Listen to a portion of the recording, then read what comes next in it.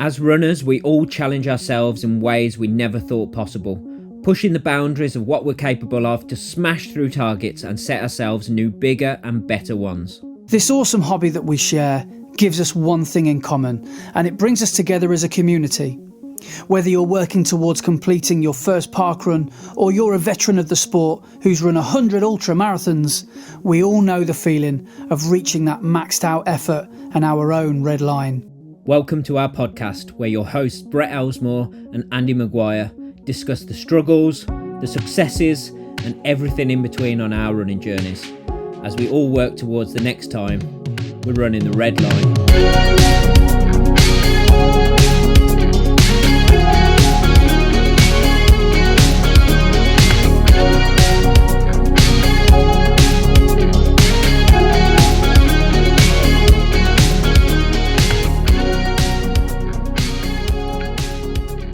Hello and welcome to a very special episode of Running the Red Line. I am your host Brett, and I am joined as always by my co-host Andy for episode 100. Can you believe it, mate? No, I can't. How have we done 100 podcasts? That's madness. Yeah. How? I don't know. I have no idea. How have we found enough stuff to talk about for 100 episodes at nearly 2 hours an episode? Can you just do a quick mathematical equation, right? If we did what's our average time? We started off, I don't know, an hour. It's probably just over 2 hours, isn't it? Our average podcast. Yeah, I'd say, an hour. 2 hours is probably average for, across all of the episodes. So let's just say there's 200 hours worth of podcast to get through. Yeah, that's just over 8 days. How much of that do you reckon is actually about running? Enough to get you through your toast. About 5 minutes. Yeah, enough to maybe cover an episode of EastEnders, maybe. Yeah, we I don't know, because do you remember we said, I read a quote once, or a fact that said that was quite Brent, wasn't it? Fact. The average podcast lasts something like 7 episodes. Yeah, 7 episodes, and if you get past 7, you're doing well. You are. I think I can't believe it. I just can't believe how we've stuck to it, if you know what I mean. It's like, yeah, it would have been so easy to, once you miss 1 week, you miss a week after. You obviously know how it goes. That's how you stop doing things, isn't it? Yeah. But I think we've shown some good old stubbornness. Yeah, We've never hit the wall on this podcast, have we? Apart from you hit the wall. Well. You hit the wall last week. Oh, yeah. So we do need to apologise that this episode is actually a week late compared to what it should have been. Sorry, I'm a bit late, guys. Yeah, this time last week, I text Brett and I was like, mate, I can't do this. I picked up something. I don't know if it was on the plane home or I was already ill, or the second I got home, the second I stopped running, I don't know. I just got really ill. Something followed you home on the wing of the plane. I genuinely think it did. There's something on the wing. Something. What's that? It's from, I'm pretty sure it's from, it's something like The Outer Limits, but it's Ace Ventura. Oh, right. He takes the mick out of it. Right. But yeah, I just got back, and I think they always say, it's a bit of a cliche, isn't it? But it's like, as soon as you stop doing stuff, and I got back and I got through the actual marathon itself, and then the travelling, and then got home. Coincidentally, as soon as I had to go back to work. So they say that, don't they? When you're busy and when you're working hard, you don't have time to get ill. it's only when you stop for a second and let your guard down that the illness actually takes hold and attacks you properly. There's probably some sort of, science about your immune system being super low, but I obviously don't take any supplements anyway. I'm not as responsible as you. I don't take, I just thought I'm going to go into the sun for a little bit. What better supplement do I need than that? Yeah. That's fine.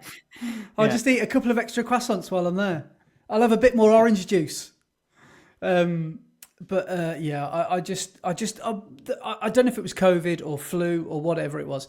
It's almost pointless knowing these days whether you've got COVID, isn't it? Because is there any point? I don't know. But with my lifestyle and my job and stuff, we've all built up an immunity to it now anyway, haven't we? So my mum's first thing was, well, did you get flu jab or not? And I said, well, no, I didn't bother. She goes, well, you've only got self to blame then, haven't you?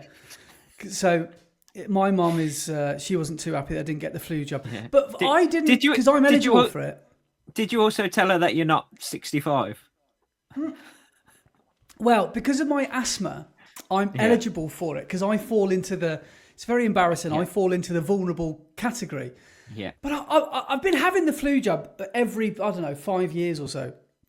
The last 5-10 years. But I don't need it. I don't need it. See, I get offered it as well because I'm a teacher and because I'm in one of those jobs where you're surrounded by younger people who are constantly ill. You are allowed to have it, but I don't think I've ever taken them up on the offer. Have you not? Yeah.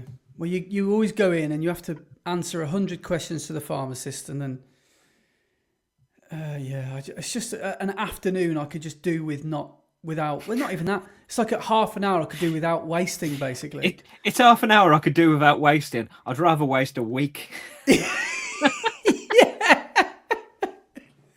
That is a much, much better use of my time.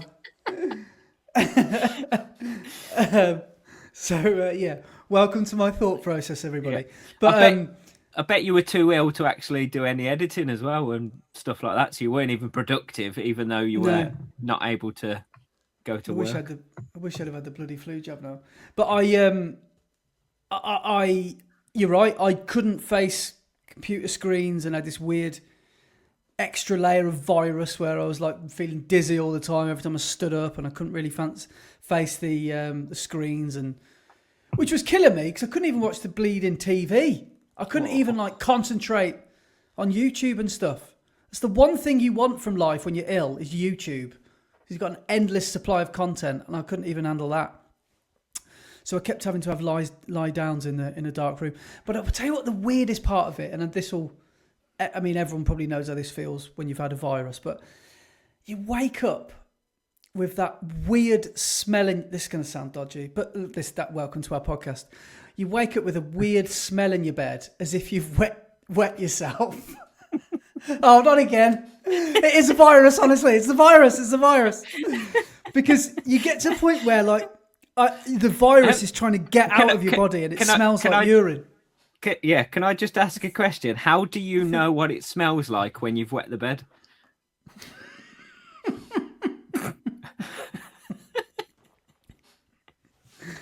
I've had a couple of nights out that went wrong. Yeah. So, let's say no more. But I've done that. This is embarrassing, but I've done that before, not for a long time. But I remember being asleep once. And I was thinking, I'm having a lovely dream. I feel like I'm in a pool of warm water. This feels like a jacuzzi. No, I'm wetting the bed. Wake up, panic stations. And you have to do that. And you have to do that horrible clench of your sphincter to try and damage limitation. And I think that one time it happened, I was alone. I don't think I was married or in a relationship then, so I think that was quite lucky. Yeah. But that fortunately hasn't happened for a while. But this sweating that goes on, you wake up in like a cold and a hot sweat, and the bed just smells like penicillin, even though you haven't even had any. That's what the virus smells like. It's horrible. Do you not know what I'm on about? Have you ever had that? Have you never had sweaty, sweat, smelly sweat? I do know what you're talking about. That yes, everything has got it's got a different scent about it when you are ill, and your body odor is very different whilst you are ill, because it's like your body is trying to excrete all the badness through your sweat. So yeah, I know exactly what you mean, but it's just quite funny listening to you talking about it, because I also like the fact that you said my bed smelled of penicillin. Isn't penicillin the one that was developed from like mold? Yeah, so my bed just smells of mold. Yeah, basically, it's not the best smell, is it, penicillin? But I've self-diagnosed myself as of having a virus. But fortunately, I feel like I'm getting towards the end of it, because I've had a bit of a bad cough as well. And I've started to edit I've put it out now, but I started editing my video about when I started to feel better about Monday or Tuesday. And I was going to do a voiceover over the top of it, but my voice sounded so... Actually, I sounded like Morgan Freeman. Like, it sounded phenomenal. I should have left my... That's what they used to teach us when I was trained as an actor. As soon as you get a cold, that's when you make your answer machine message. That's when you do that voice, because you sound like you've got the voice of, I don't know, Richard Burton or someone. You sound like you've got like this glorious Shakespearean voice. Yeah. But I just thought, no, I just sound like Barry White, like I've got a cold. So I won't bother. I don't know. You could have give March of the Penguins a run for its money. That's a reference I don't know. What's that? March of the Penguins, the documentary of the penguins travelling across the glacier. Have you never seen that? What, is this in Attenborough? Morgan Freeman narrates it. Oh, I'll have to watch that. When was it? It's got to be about 20 years old, I'm sure. Can you get it up on this stream, or will we get copyrighted for that? Yeah, probably get copyright strike, most likely. But let me just check. March of the Penguins. Oh man, 2005. But yeah, Morgan Freeman narrated it. Can you give us a sneaky preview for a few seconds? That's the poster or the cover. Wow. Hang on, is it a film or is it a documentary? It's a film documentary, so it's like feature film length, but a documentary. Right. Okay. March of the Penguins. Yeah, don't get it confused with Happy Feet, because that's very different. Is that real? Is that the real one?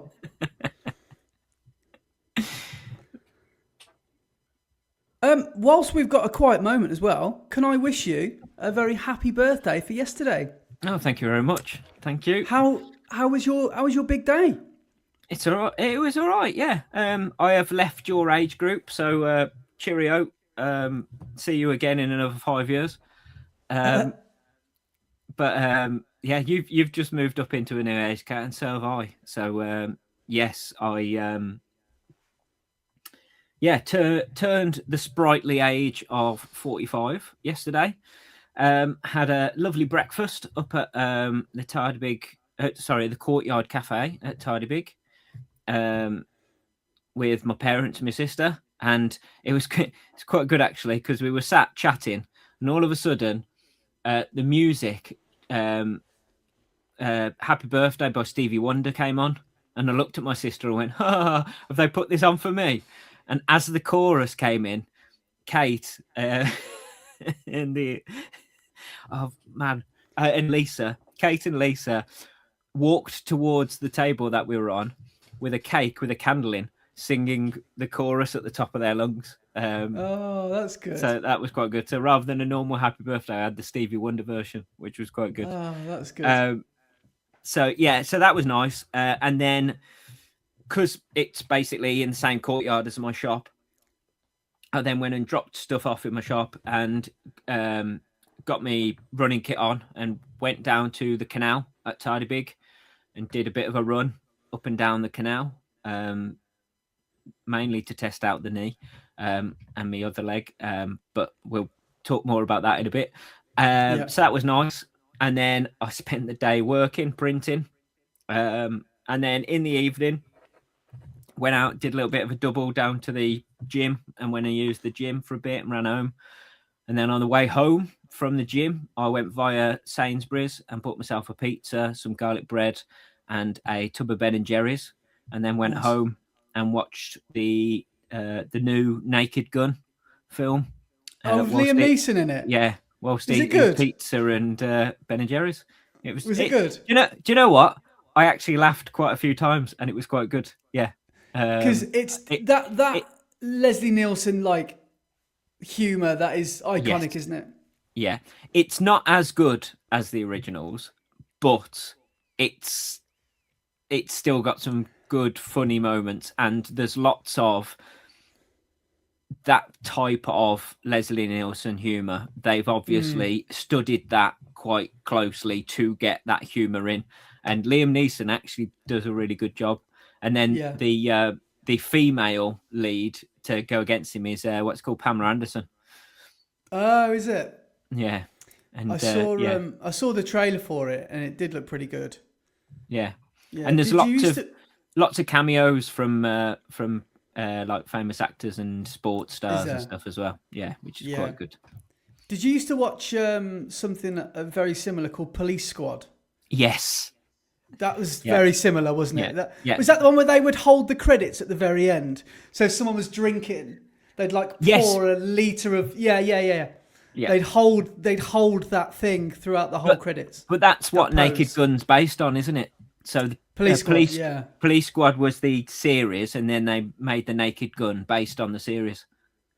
Yeah, because what was it? They had Naked Gun 33 and a third. Yeah.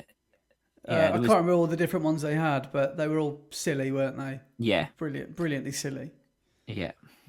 Yeah. Leslie Nielsen was great though, weren't he? Oh, an absolute. Is he died? I think so. Well, I mean, he was white-haired in the 80s, wasn't he? I'm going to check. I'm pretty sure he has. But... Sorry to cough down the microphone. Yeah, he died in 2010. Oh, did he? Yeah.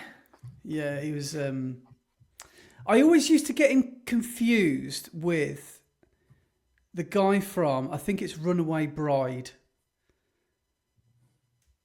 Is that the Jennifer Lopez film? Or if it's not that, then it's... Who am I thinking of? I'm gonna type in white-haired comedy actor. Steve somebody. Oh, Steve Martin. Yeah, I always used to get those two really confused. You mean Father of the Bride? Father of the Bride, yes. I don't know why Steve Martin and Leslie Nielsen, I always used to get them two really confused. It's because both of them, when they were in their 30s, looked like they were in their 80s. And then when they were in their 80s, they looked exactly the same still. Yeah. Well, shall we... So it was obviously the big day yesterday for the birthday. Uh-huh. We've got my marathon to have a chat about. Can you hear Laura's film in the background, by the way? I did say, please keep it down. She's watching a Netflix film called Megan 2, which I think is a Netflix thing. No. That was out in the cinemas, Megan 2. Megan 2.0. Yeah, because Megan was the first one, and then Megan 2.0 is the second film. And it's about an animatronic like girl that they have made for their daughter to be friends with, and then it turns into like a killing machine or something like that. I've never actually seen it, but it's like a horror film. Well, Laura and her mom, for some reason, they're like addicted to watching like horror films or anything the complete opposite of a film you think that your wife and her mother would watch together. Yeah. I'll walk in and they're watching some like demon. I don't know. She'll tell me the name of the film they've just watched, and it's called something like The Cursed Child, Part 3, or something. I'm like, why? And they just love it. They absolutely love anything horror related. So I just thought that Megan 2 was going to be some sort of demonized, I don't know, child poltergeist killer or something. But turns out it is. It's just they're just AI versions. It's like a new take on Child's Play with Chucky. So rather than it being a doll that comes to life, it's a animatronic like AI robot.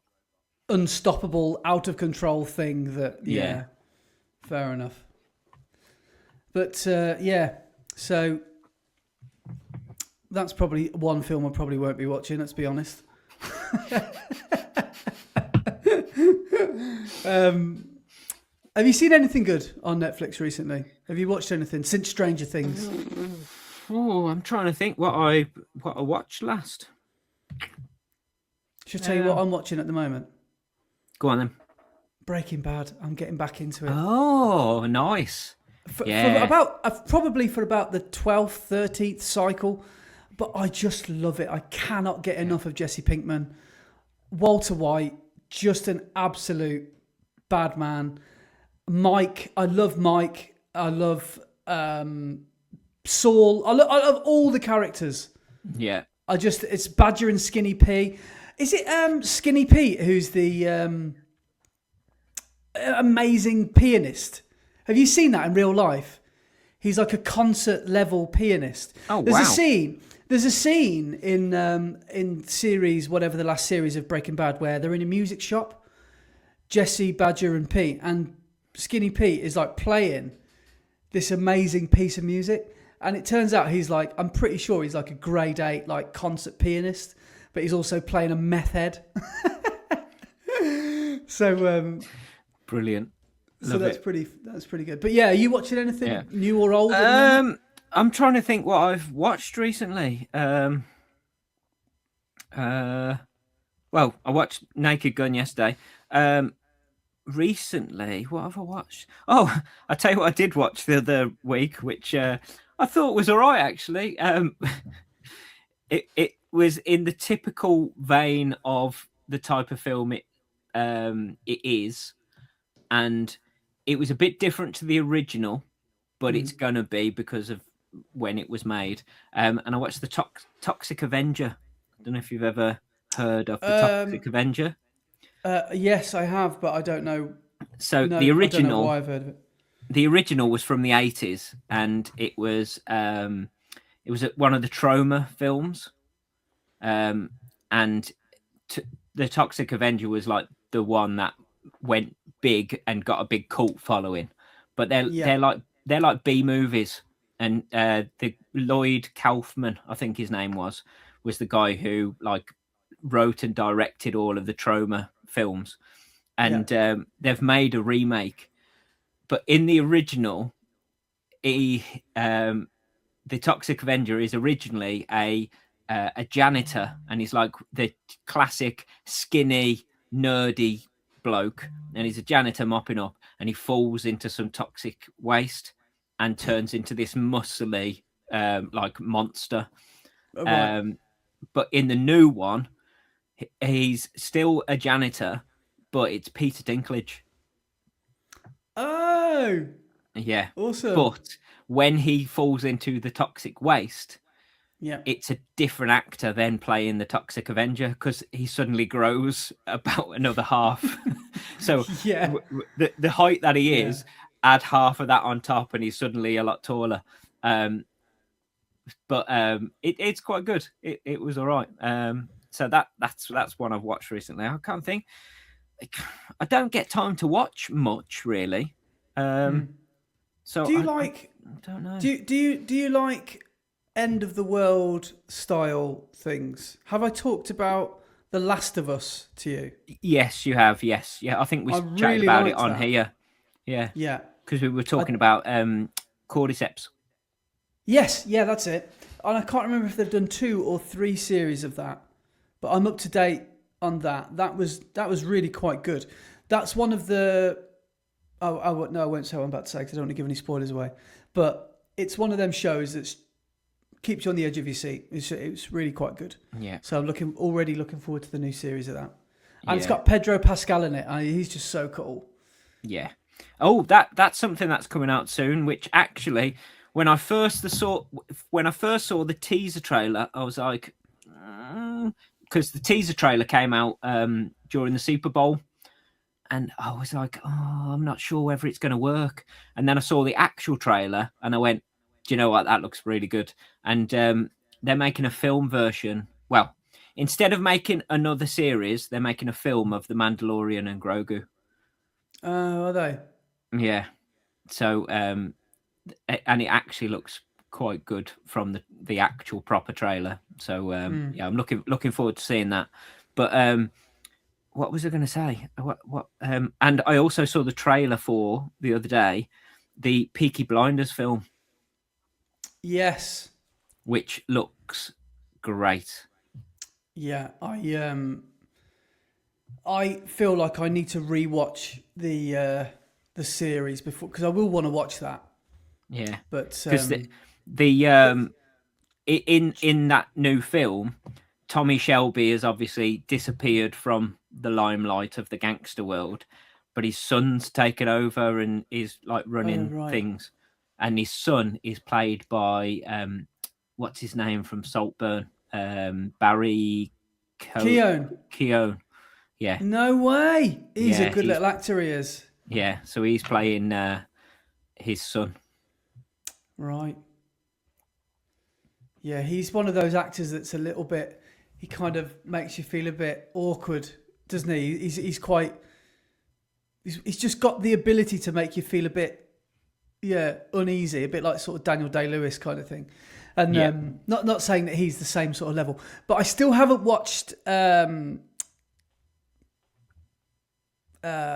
what's his name? Jack O'Connell. I still haven't seen 28 Years Later, the new one. So that's on my list. Oh, mate, so good. Would you say that's better than the first one? I enjoyed the Bone Temple more than 28 Years Later. Yeah, I thought it was fantastic. And there's one scene in it which is just so good, and Ray Fiennes is so good in it. There's a scene with the Number of the Beast, the Iron Maiden song, and it's so good. Is it as good as Grease 2? No, there's nothing better than Grease 2. Come on. I've just thought as well, there's something that I rewatched the other day, and I must have watched it so many times. But it's a series on Netflix, and I was trying to find the original film, but they haven't got the film on Netflix. They've only got the 2 series that they made on Netflix. And have you ever heard of a film called Wet Hot American Summer? No. So the cast, like, it's got loads of people in it before they became really big. And like one of the main characters is Paul Rudd, and he's so good in it. I'm in straight away. Okay, I'll watch it. And then there's like Elizabeth Banks in it, and like some other really well-known like comedians. What's the guy from Brooklyn Nine-Nine, or whatever it's called? The guy with the voice, the guy with the funny voice. Yeah, like the side with the side parting, and he wears glasses. Oh, I can't remember what his name is. I'm gonna have to search for it now. But 2001 film. Yeah. So it's the film's from 2001, and what's brilliant is, so I rewatched the series that they made, which is called Bradley Wet Hot Cooper's American. in it. Yes, that's what I mean. There's loads of really, and what's her name? Amy Poehler. Poehler. Yeah, she's in it as well. But it was like in 2001 before they were massive stars, and then in 2015 they made a series which was a prequel. So they were all obviously 14 years older, and all big stars, but playing young teenagers. And the series is so good. It's brilliant. Right. Okay. So yeah, I rewatched the first day of camp. Right. And then they did another series as well in 2017, which was like a 10 years later reunion. So they were playing their characters again, but 10 years after the original film. Okay. Oh, I'll have to have a look at that. No, I'd not heard of that one. Yeah. It's good. But the original film's fantastic. So, yeah, if you can, get that on your watch list. Are you into true crime? Yes and no. Depends really. Depends what type of crime it is. Do you watch? Do you watch like? Do you remember watching? Do you call Tiger Making a King? Murderer? Yeah, Making a Murderer. That was like one of the first big Netflix. Yeah, and Tiger King was good. Tiger King, absolutely brilliant. I tell you one which is fantastic, and they made like a drama series based on it, but the original documentary is fantastic. And they even actually did, so they did the full documentary, and then several years later more evidence came out, so they made extra episodes, and it was called The Staircase. Right. And it was and there's all of these different theories about what actually happened, and which one do you believe out of all of these theories, because some of like the evidence and stuff then got thrown out because they found other evidence that went against what the evidence was originally, and then some of the experts that they got on to give expert advice weren't actually experts and didn't know what they were talking about. And it sounds like every podcast ever. Yeah, but mate, it's really good. It's a really good series. You should watch that one. It's called The Staircase, and it's about a bloke. Basically, right. A bloke and his wife are at their house, and she, he goes back into the house, and she's covered in blood at the bottom of the staircase, and he rings up the police. The police come and basically arrest him as well as a suspect because they think he might have murdered her. But then there's all these different theories of, did she fall down the staircase? And that's what happened. But then they look at all the blood splatter and try and work out whether the blood splatter actually shows what happened. And then there's also a theory of, obviously he murdered her, but there's a theory that she actually got attacked by an owl. So is that one of the experts' theories? Well, that is one of the more plausible ones as well. I know this. That's what's crazy. So maybe a mountain lion or something. But honestly, a wolf. Watch it. An owl. No, because they're in the. She's in the house, so it can't be a wolf or a mountain lion or anything because they're not in that type of place. She got attacked in her own house by an owl. Honestly. Why is there a mental, violent owl flying around the downstairs? It sounds ridiculous, but it's actually quite plausible. Okay. It's brilliant. Okay, right. Yeah, and then new evidence evidence called The comes Staircase? out. Right. It's called The Staircase, and then because they've made a drama series with Colin Firth in it. This is an American thing or British? So it's an American one, right? But like they did the original documentary series, but then they made extra episodes because new evidence came out, and it turns out that his previous wife, she also fell down the stairs when he was with her before in another country, and all this evidence comes out, and then they start testifying and everything, and mate, it's great. Wow. You get proper hooked in and you just want to watch them. Do you know when you just have to keep on watching all the next episodes and everything? It's one of those. I don't know if there's an owl related story, we're better watch it in our house, because every night there's a twat of an owl that hoots its head off. Spinning its head round like that, non-stop hooting. I can turn my head round. A bit like The Exorcist. Yeah, like a blooming mental exorcist owl just hooting all night because there's some massive trees there, so I don't know if I can do this case study because if it turns out there's a chance of getting ravaged by an owl, I don't have to watch it. Because you brought it up, is there a specific one that you were thinking of, like true crime? Well, I'll tell you why I was thinking about this. I don't think this ever got made into a documentary, but because of all the 90s tracks and everything we've been talking about the last few weeks, I started listening to Catatonia. in the car Yes. the other day, and they had some brilliant songs. And you might know where I'm going with this. What would you say is their biggest song? Road Rage. Yes. Now, do you know what that is based on, or allegedly? It's all over the front page. You give me road rage. Racing to the next stage. It's up to you, boy. Drive me crazy. Think you may be losing my mind. Do you remember? This is going back to about 1997. There was a very, very close to the bone for us guys local incident, and I think it was in Alvechurch, where there were a couple who were driving late at night, and all over the news the next day. He was called Lee something. Is it? Lee. Is this Tracy Andrews? Tracy Andrews, yes. I don't think it was Alvechurch. I think it might have been up by Tidybig. It was close to home, wasn't it? Yeah. That's it. Yeah. Tracy I think Andrews, it was on the Tidybig Road on the way up to my shop.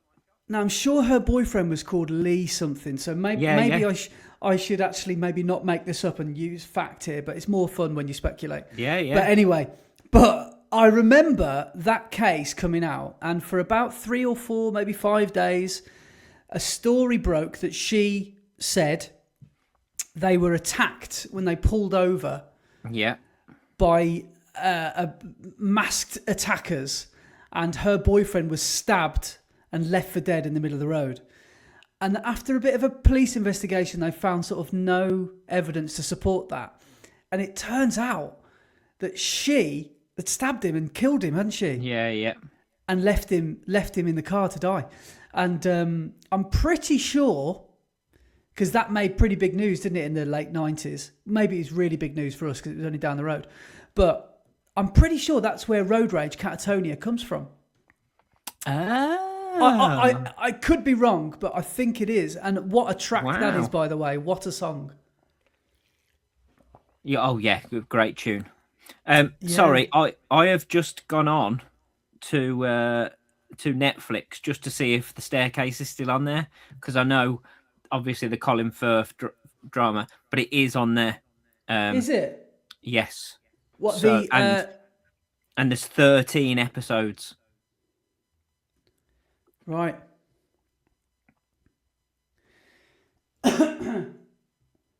Tracy Andrews spent 15 years in prison for the murder of her boyfriend in Alvechurch. She originally claimed Lee Harvey was the victim of road rage. That's it, road rage, that's where it comes from. Yeah. And she killed her fiancé on the 1st of December 1996. Yeah, because she's now been released from prison for that. And she's got a brand new identity. Yeah, I'm just going to quickly read this. It's only three paragraphs. On Sunday, 1st of December 96, after another day of fierce... This is a running podcast, by the way. After another day of fierce arguments, Andrews and Harvey went to a local pub for an evening in an attempt to reconcile.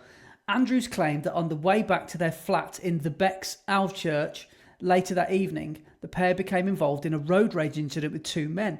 She claimed the car had followed her and Harvey, and that 2 men from the car had confronted and attacked them after stopping them on a country lane. In reality, Andrews had stabbed Harvey, over 42 times with a penknife, bloody hell, Trace, after they had stopped in his car following an argument. Harvey's sister later said she knew from the time that she was told about the murder that Andrews had killed him. At a press conference on the 3rd of December, Andrews elaborated on the supposed attack, saying a fat man with staring eyes had stabbed Harvey. I shouldn't laugh. Had stabbed Harvey after getting out of a Ford Sierra in which he was a passenger. Over the next 2 weeks, police carried out investigations to track down the murderer. The couple's car had stopped near a cottage, and the commotion had alerted a male resident living metres away, who had discovered Harvey stabbed on the road and bruised and bloodied Andrews standing by him. He immediately ran back to his house to call the emergency services. Police noted that Harvey's car had apparently not stopped on the road in any hurry, but had neatly been parked on the side of the road. Harvey had been stabbed in the back, throat and chest over 42 times. I'm so sorry if that's triggered anybody. I don't really know why I've just read that, but I just find true crime really, really fascinating. Yeah, yeah. Absolute crazy. And that was on that's probably where you do your long runs round Yeah, there. yeah. Basically, yeah, on those country lanes. Oh my God. Should we get people to write in if they know of any true crime that's happened on their long run routes? Should we change the subject? We're getting a bit dark here, aren't we? Yeah, yeah, probably. Yeah. So, where are we? We are nearly 40 minutes in Yeah. of episode 100 of a running podcast. So, let's talk about the reason your immune system took a Yeah. dive and the reason you got ill last week is because you left it all out in a place called Seville. Yeah. Immune system is last seen at mile 25 on the Seville Marathon. So the video came out this morning. Race day video came out this morning. We sure did. It's been received pretty well from what I can see. Yeah. Although one person's had a go at me saying I did the first half too slow. Uh, But apart from that, I was like, well, yeah, tell me something I don't know. And then, yeah, everyone else has been really nice about it, which has been awesome. so tell us all about Seville. Tell us about Seville itself and what you got up to whilst you were there. And then we want to know all about the marathon and a race recap. Okay. Well, I could probably talk for days about Seville. I would go as far as to say it's one of my new favourite places. Oh, better than Bruges. No, it's not better than Bruges.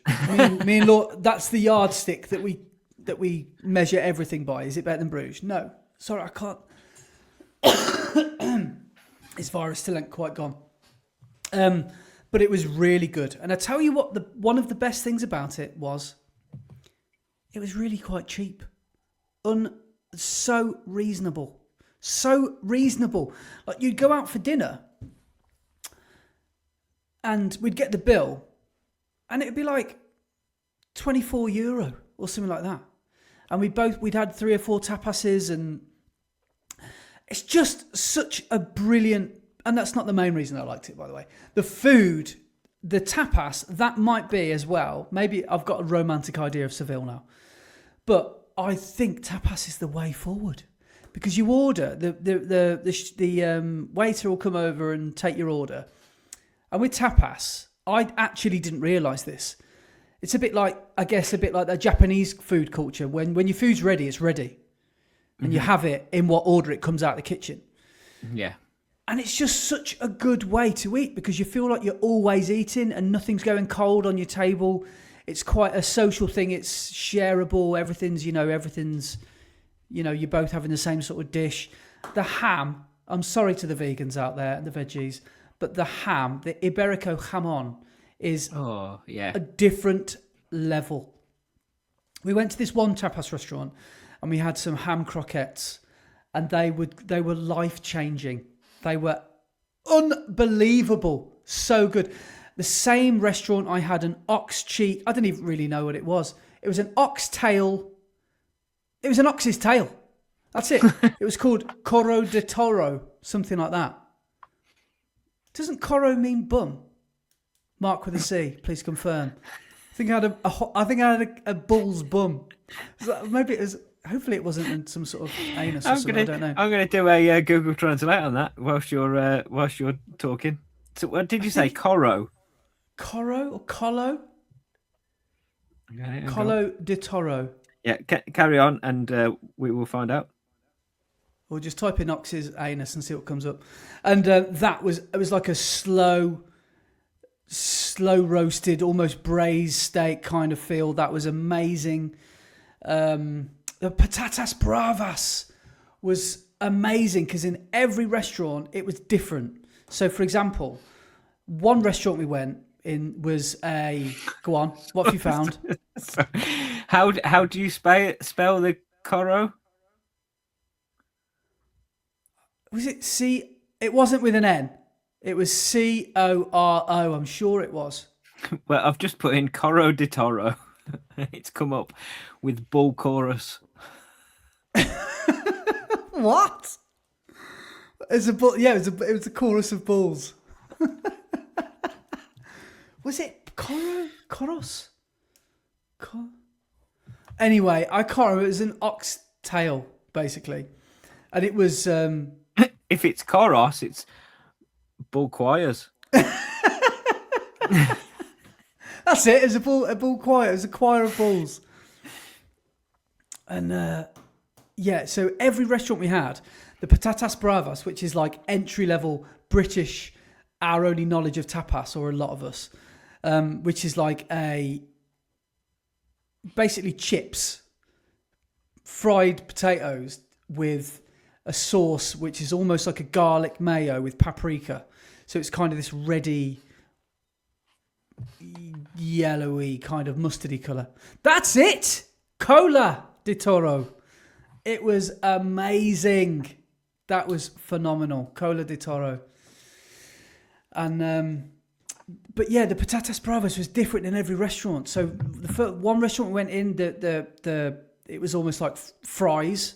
The next restaurant we went in with like Jamie's Italian posh chips, quite thick chips. We went into another one and they were like, imagine, you know, like a quaver, like curly, you know, like prawn crackers. It was like them, but in chip form. Amazing. And we kept going, and we kept being surprised. We thought we'd had all the patatas bravas that was possible. No, we'd go in the next one, and they'd be served to you like a quaver. You'd think you've seen it all. No. So that was amazing. The running out there is brilliant. It's a little bit like Valencia because the whole city, everyone knows this, it's so flat. But there's so many river routes that you can do. And that's one of the main reasons I like it, because it reminded me of home a little bit. And there's loads of pedestrianised areas on the river where there's, you know, where it's traffic free. And a couple of mornings I went out for some runs, and it was just, you know, there's loads of people out and about, and so good for running. There's a big park in Seville. Ironically, the one day I went for a run in Seville, it was closed because they had a massive storm overnight. So imagine the like Battersea Park of Seville. They just closed it. They just locked all the doors, so you couldn't get in. So I had to improvise and go for a different kind of run. But the running in Seville is just awesome. Oh man, I tell you one, you have to do this if you go. Right, I didn't know this, but the birthplace of flamenco is basically Seville, and specifically the village or the area that we stayed in was called Triana, which is just over the river from the city centre. And that's where they say that's where it originates from. And we went to watch a flamenco show, and it's traditional to watch a flamenco show. Is that where they all dress in pink and stand on one leg? That's basically it. Yeah, that's a flamingo show, Brett. And you pay your money and you think, really, is this it? There's no set. There's just a couple of chairs. There's literally 2 rows of chairs, so there's only about 25 of you in the room. And then there's like a routine that they do. So like there's like the guitarist and the singer come out, and the female singer. And I've never heard, it's like folk music basically. But I've never heard such passionate singing before. And there's no microphones, no need for any of that. And the guitar, the level of talent in these Spanish guitar players is just phenomenal. They are like Hendrix and Joe Satriani and Eddie Van Halen and Gary Moore and all these amazing guitar players in one guitarist playing Spanish guitar, just sat down, ripping it. And they're just looking like they're putting no effort into it at all. It's amazing. Then you've got the woman giving it big licks, giving it, you know, singing about, well, God knows what she was singing about. And then, after about 20 minutes, the female flamenco dancer comes out. She does like a 20-minute solo dance. And I thought, oh, maybe it's all improvised and she's just feeling what the musicians are doing. It is rehearsed to the nth degree. Like, it's so tight.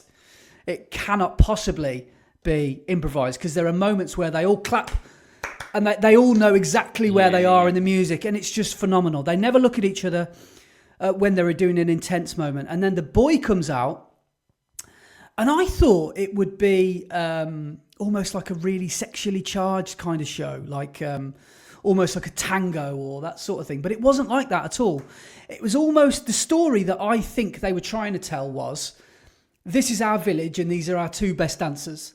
That's a little bit like what it felt like. They didn't really have a sort of chemistry together. They weren't trying to. I don't think he was trying to get off of that, or if he was, he wasn't going down too well. And yeah, the whole thing was just absolutely phenomenal. It was one of the best cultural experiences I'd say I've ever had. I felt like, and you know what's brilliant about flamenco is, every now and again, if you want, you can just go ole. And it's just totally fine. Because when the dancers or the singers or guitarists does something a little bit flamboyant, people just shout ole, because they shout ole at each other. Yeah. And honestly, it's just so cool, so much. So we did that on the Friday or the Saturday, I can't remember. Obviously, we did lots of eating, which was amazing. I went to a few like historical and landmarks and stuff, which was cool. And on the last day before we came home, we went up this thing called the Torre Sevilla, which is the massive tower in Seville, which is like 40 stories high. And it's like, there's like a coffee shop at the top and stuff like that. So that was pretty cool as well. But yeah, as a city, we can't already wait to go back. It's that good. Like, it's that good. We'd go back in a heartbeat, because like the main city centre cathedral, it looks like something out of Game of Thrones. It looks like King's Landing. It's amazing. And the main minaret is called the Giralda, I think it's called. And it's just so beautiful. And there's orange trees everywhere. There's flattened oranges all over the road. It's brilliant. It's crazy. But apparently you should never, ever eat the oranges. I think it might even be illegal to do that. But you should never eat the oranges anyway, because apparently they're really sour, I think. But it's crazy just seeing all these orange trees, and it was amazing. The weather was glorious. Couple of days was a little bit miserable. We did get rain on one or two of the days, on the expo day, which was a Friday. And then, by the way, speaking of the expo wasn't brilliant, but I found this stall that was selling some random stuff, and I've bought a new soft shell jacket, and it's right up your street. It's Mizuno. Okay. It looks like something, I don't know, you would wear with a fluorescent pair of leg warmers in the 80s with a headband. It's so cool. Yes. I'm going to wear it down to Parkrun tomorrow. So it's black, but the shoulders have got the brightest colours. Like, it looks so 80s. It's orange and pink and red and purple and all these flamboyant colours, and they just sort of bleed into the black arm, into the arm sleeve. It's so cool. So I bought that. It was 30 or 40 euros. I don't think I bought anything else at the expo. The expo wasn't that good. Tried on some Super Blast 3s. Couldn't help myself. Yeah, and? I don't think I'll be buying them, because I think they're going to be about 210-ish quid. Yeah. If they weren't 210-ish quid, just give us a review of what they are like as a shoe. So I'm not an Asics connoisseur, so I can't really speak from one model to the next. But from what I understand, they're pitched at a little bit like the Evo SL. They're pitched at long runs. Wearing these shoes, you don't want to run easy, but you want to run long, but you don't want to run race pace, or you don't want to run a marathon wearing these shoes. But apparently you can wear them. You can wear marathons. I saw people wearing them for the marathon.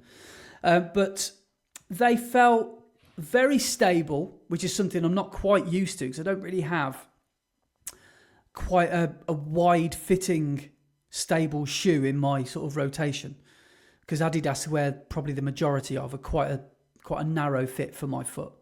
These feel quite wide, a little bit like the Nova Blast did.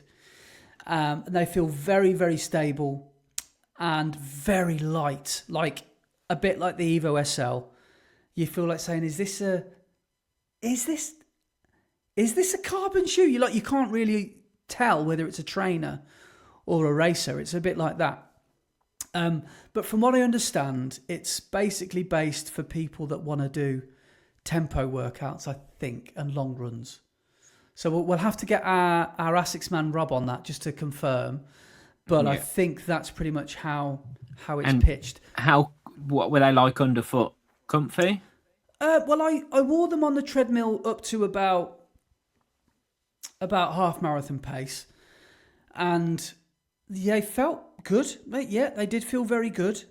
I didn't feel particularly poppy, but then again, can you really feel the pop of a shoe when you're not going particularly fast? I don't know. But the best thing about them, I'd say, is how lightweight they are. That's probably their biggest asset, is just how light they are. And if you're wearing them for a long run, feeling like you're weightless underfoot is just the one of the main reasons I love my Evo SLs as long Sunday workout shoes, because they feel a little bit like a carbon shoe. But yeah, they felt really stable, and they felt quite quite comfortable at a fairly quick pace. Would I get them? I'm not sure. I probably would, but I think that's purely because of the price they are, and I feel like I could probably get maybe I wouldn't say a better shoe, but maybe a better shoe. I don't know, for cheaper. So when there's something like the Evo SL out there, which I know works well for me. Yeah, and they're £100 cheaper. This is it. This is the thing. But yeah, so they were great. Obviously, the people at ASICS were lovely. Everyone I've met through ASICS, and by the way, in the last few weeks, at the running show, and have been superb. They make the brand really appealing to me now. And I'll let you all in on a little secret. I'm almost sure that I quite fancy those Metaspeed Sky Tokyos as my next races. Because I think now that new white colourway with the blue sole has come out. Yeah. I think they could be a bit of me then. So I think, I'm going to take a punt on ASICS. Nice. I haven't worn ASICS since my Nova Blasts. So I've heard very good things. There's a lot of podcasts that talk about ASICS race shoes. Like before he started using the Puma Fast R3, Dan Nash was a big Metaspeed Tokyo fan, and all the guys on the Inside Running podcast, the Australians, they're always talking about how good the Metaspeed line is and how they use them for their races and their marathons and stuff. So well, I remember trying on those Tokyos, those Skies, those Metaspeed Skies, and they felt really nice. So I think they might well be my next purchase. Maybe. Nice. So the race itself. Tell us all about it, and tell us why you started so far back in your pen that you were running across the start line with people running 9-minute mile pace. Oh, it's a shocker. So got down to the start, having done like a long walk, and I felt actually really quite good. But the signage at the marathon, this is the thing, right? Seville is quite a small race compared to... It's nothing like the Great North Run. The Great North Run is ridiculously well signposted. Like if you look up, there's always wave, pink wave, come this way, green wave this way, blue wave this way, and it's like bag drop over there. Like you can see these signs from across the blooming other side of the city. Like there's no way you can go to the wrong place really in the Great North Run. Or I imagine the London Marathon is similar. Valencia was very similar. Everything was so brilliantly signposted. But with Seville, you're turning up in the dark because it doesn't get light till 8 o'clock, 8:15. And my race start was 8:40, I think. So I got down there for about 7:30. No, about 7:30. And I went to what I thought, because I decided not to do bag drop, so I thought I'll just go straight down to the start. Followed the crowd, because that's what you do at a race when you don't know where you're going. Stupid idea. Everyone was going to bag drop. So for no reason at all, I did a massive 800-metre circuit of the bag drop. So I was like, and it was all one-way system as well. I was like, well, I didn't need to do that, but brilliant. Okay. So they got back round, and then I was wearing my bin bag still, and I was like, well, there's no point doing anything else, so let's go and get in the corral. What I wanted to do was get in the corral straight away. So I'd wasted all that time, and now I'm basically at the back of the queue with all the people that have done bag drop. And then I got someone had told me, don't worry about the toilets, because there are toilets in bag drop there will be queues for, but there are toilets inside the corrals. So I remembered that and thought, well, that's not too bad. And by this point, I'd met Sam Bauer was about, and I'd been to the toilet. I'd done my business first thing in the morning, textbook ablution, and then got down to the start line and thought, oh, those patatas bravas from yesterday are hanging about. And I was thinking, let's just get in the queue and let's just see how we do. Yeah, you don't want to be carrying that round with you on a marathon, do you? No way. No, and I did that thing where I thought, I've just stopped at the first toilet I've seen, and me and Sam are talking by now, and there's more people joining the queue, and I didn't want to do that thing where I went to find another toilet just in case the queue was even longer. So we stuck it out and we stayed in the queue. And by the time I'm at the front of the queue, I'm thinking, okay, at least this won't be a fruitless waste of time. I actually do need to go to the toilet. Like I'm squirming here. Got in the toilet and Jesus Christ, it was horrendous. I don't think I'd seen a toilet that bad at a race ever before. Toilets were basically almost overflowing, and the pedal pump wasn't working. I assume in any of them. And there was about, I don't know, by now, and I didn't realise this now, but with hindsight, I could have just walked straight past the entrance to my corral, and I could have gone up closer to the sub-3 runners if I'd have wanted to. Because that you only get your bib checked when you walk into the corral section. So whether you're running 2:10 or 5:10, you can pretty much go anywhere. But they say in the rules, if you start in the wrong thing, you will be disqualified. So I was thinking it'd be just my luck. I'll be in the wrong pen and I will get disqualified. But I don't think they probably would have batted an eyelid if you'd have kept walking and got in a bit further up. But that's hindsight. So me and Sam finished our toilet duties, which wasn't pleasant at all. And then we just jumped into we saw a gap in the fence and we thought, yeah, let's get in the blue pen, which is where we both were, 3:15 to 3:30. And I didn't realise, I mean, looking at my Strava, I crossed the line at 8:42 and my wave went at 8:40. So there was no problems getting over the line. Mm-hmm. But I didn't realise that the 3:30 and 3:15 paces were right at the front. And they've got masses of... 3:30 is a massive time to chase. Well, you think about it, 2 minutes, the amount of people that can cross the start line in 2 minutes. You've got a huge amount of people in front of you in that pen. Yeah, I think there were about 14,000 runners on the day. I would have guessed about 5,000, maybe more, were in our corral. I think ours was the most populated, maybe the one behind, the sub-4 one. Mm. So anyway, we're sort of doing our little jog to the start line. And as well, what was quite comical now, I've tried to do a good deed. I saw this poncho in the middle of the road and I thought someone's going to trip over that because we're all walking forward. So I picked it up, this bright blue poncho, and then some liquid came out. Oh. Someone had basically just used it as a toilet and dumped it in the middle of the corral. So I did the decent thing and gave it to Sam. He got it all down himself as well. And then we just chucked it and left it. And I was like, brilliant. I stink of piss now. Brilliant.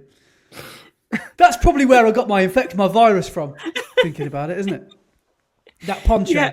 Yeah. Because every boom bar you ate had a lacing of someone's urine.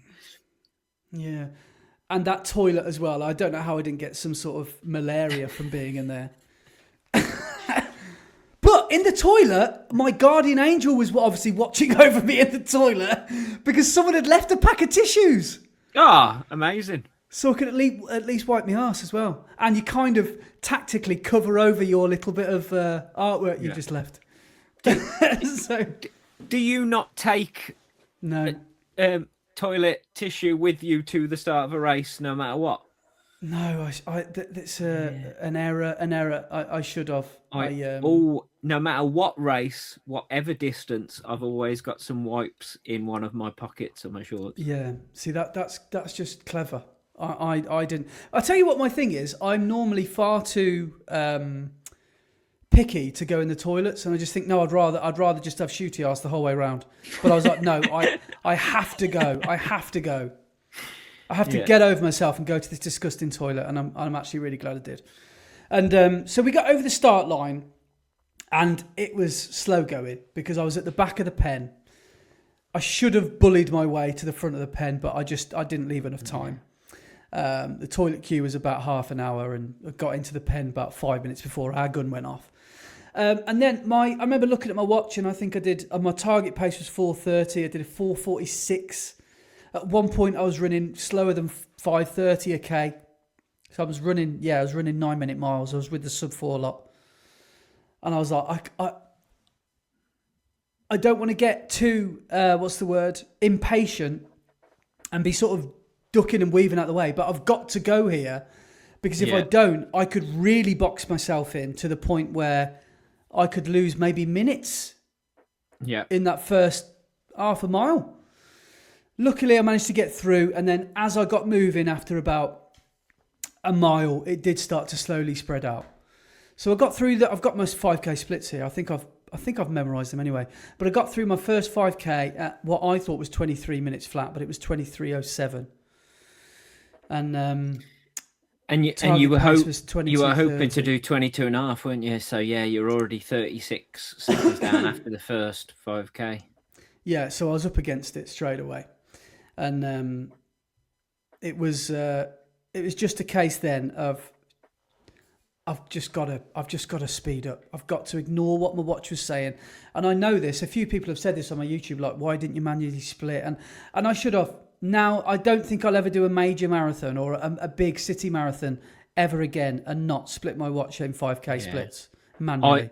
I now have got into the habit of turn off automatic laps and just split it every 5k.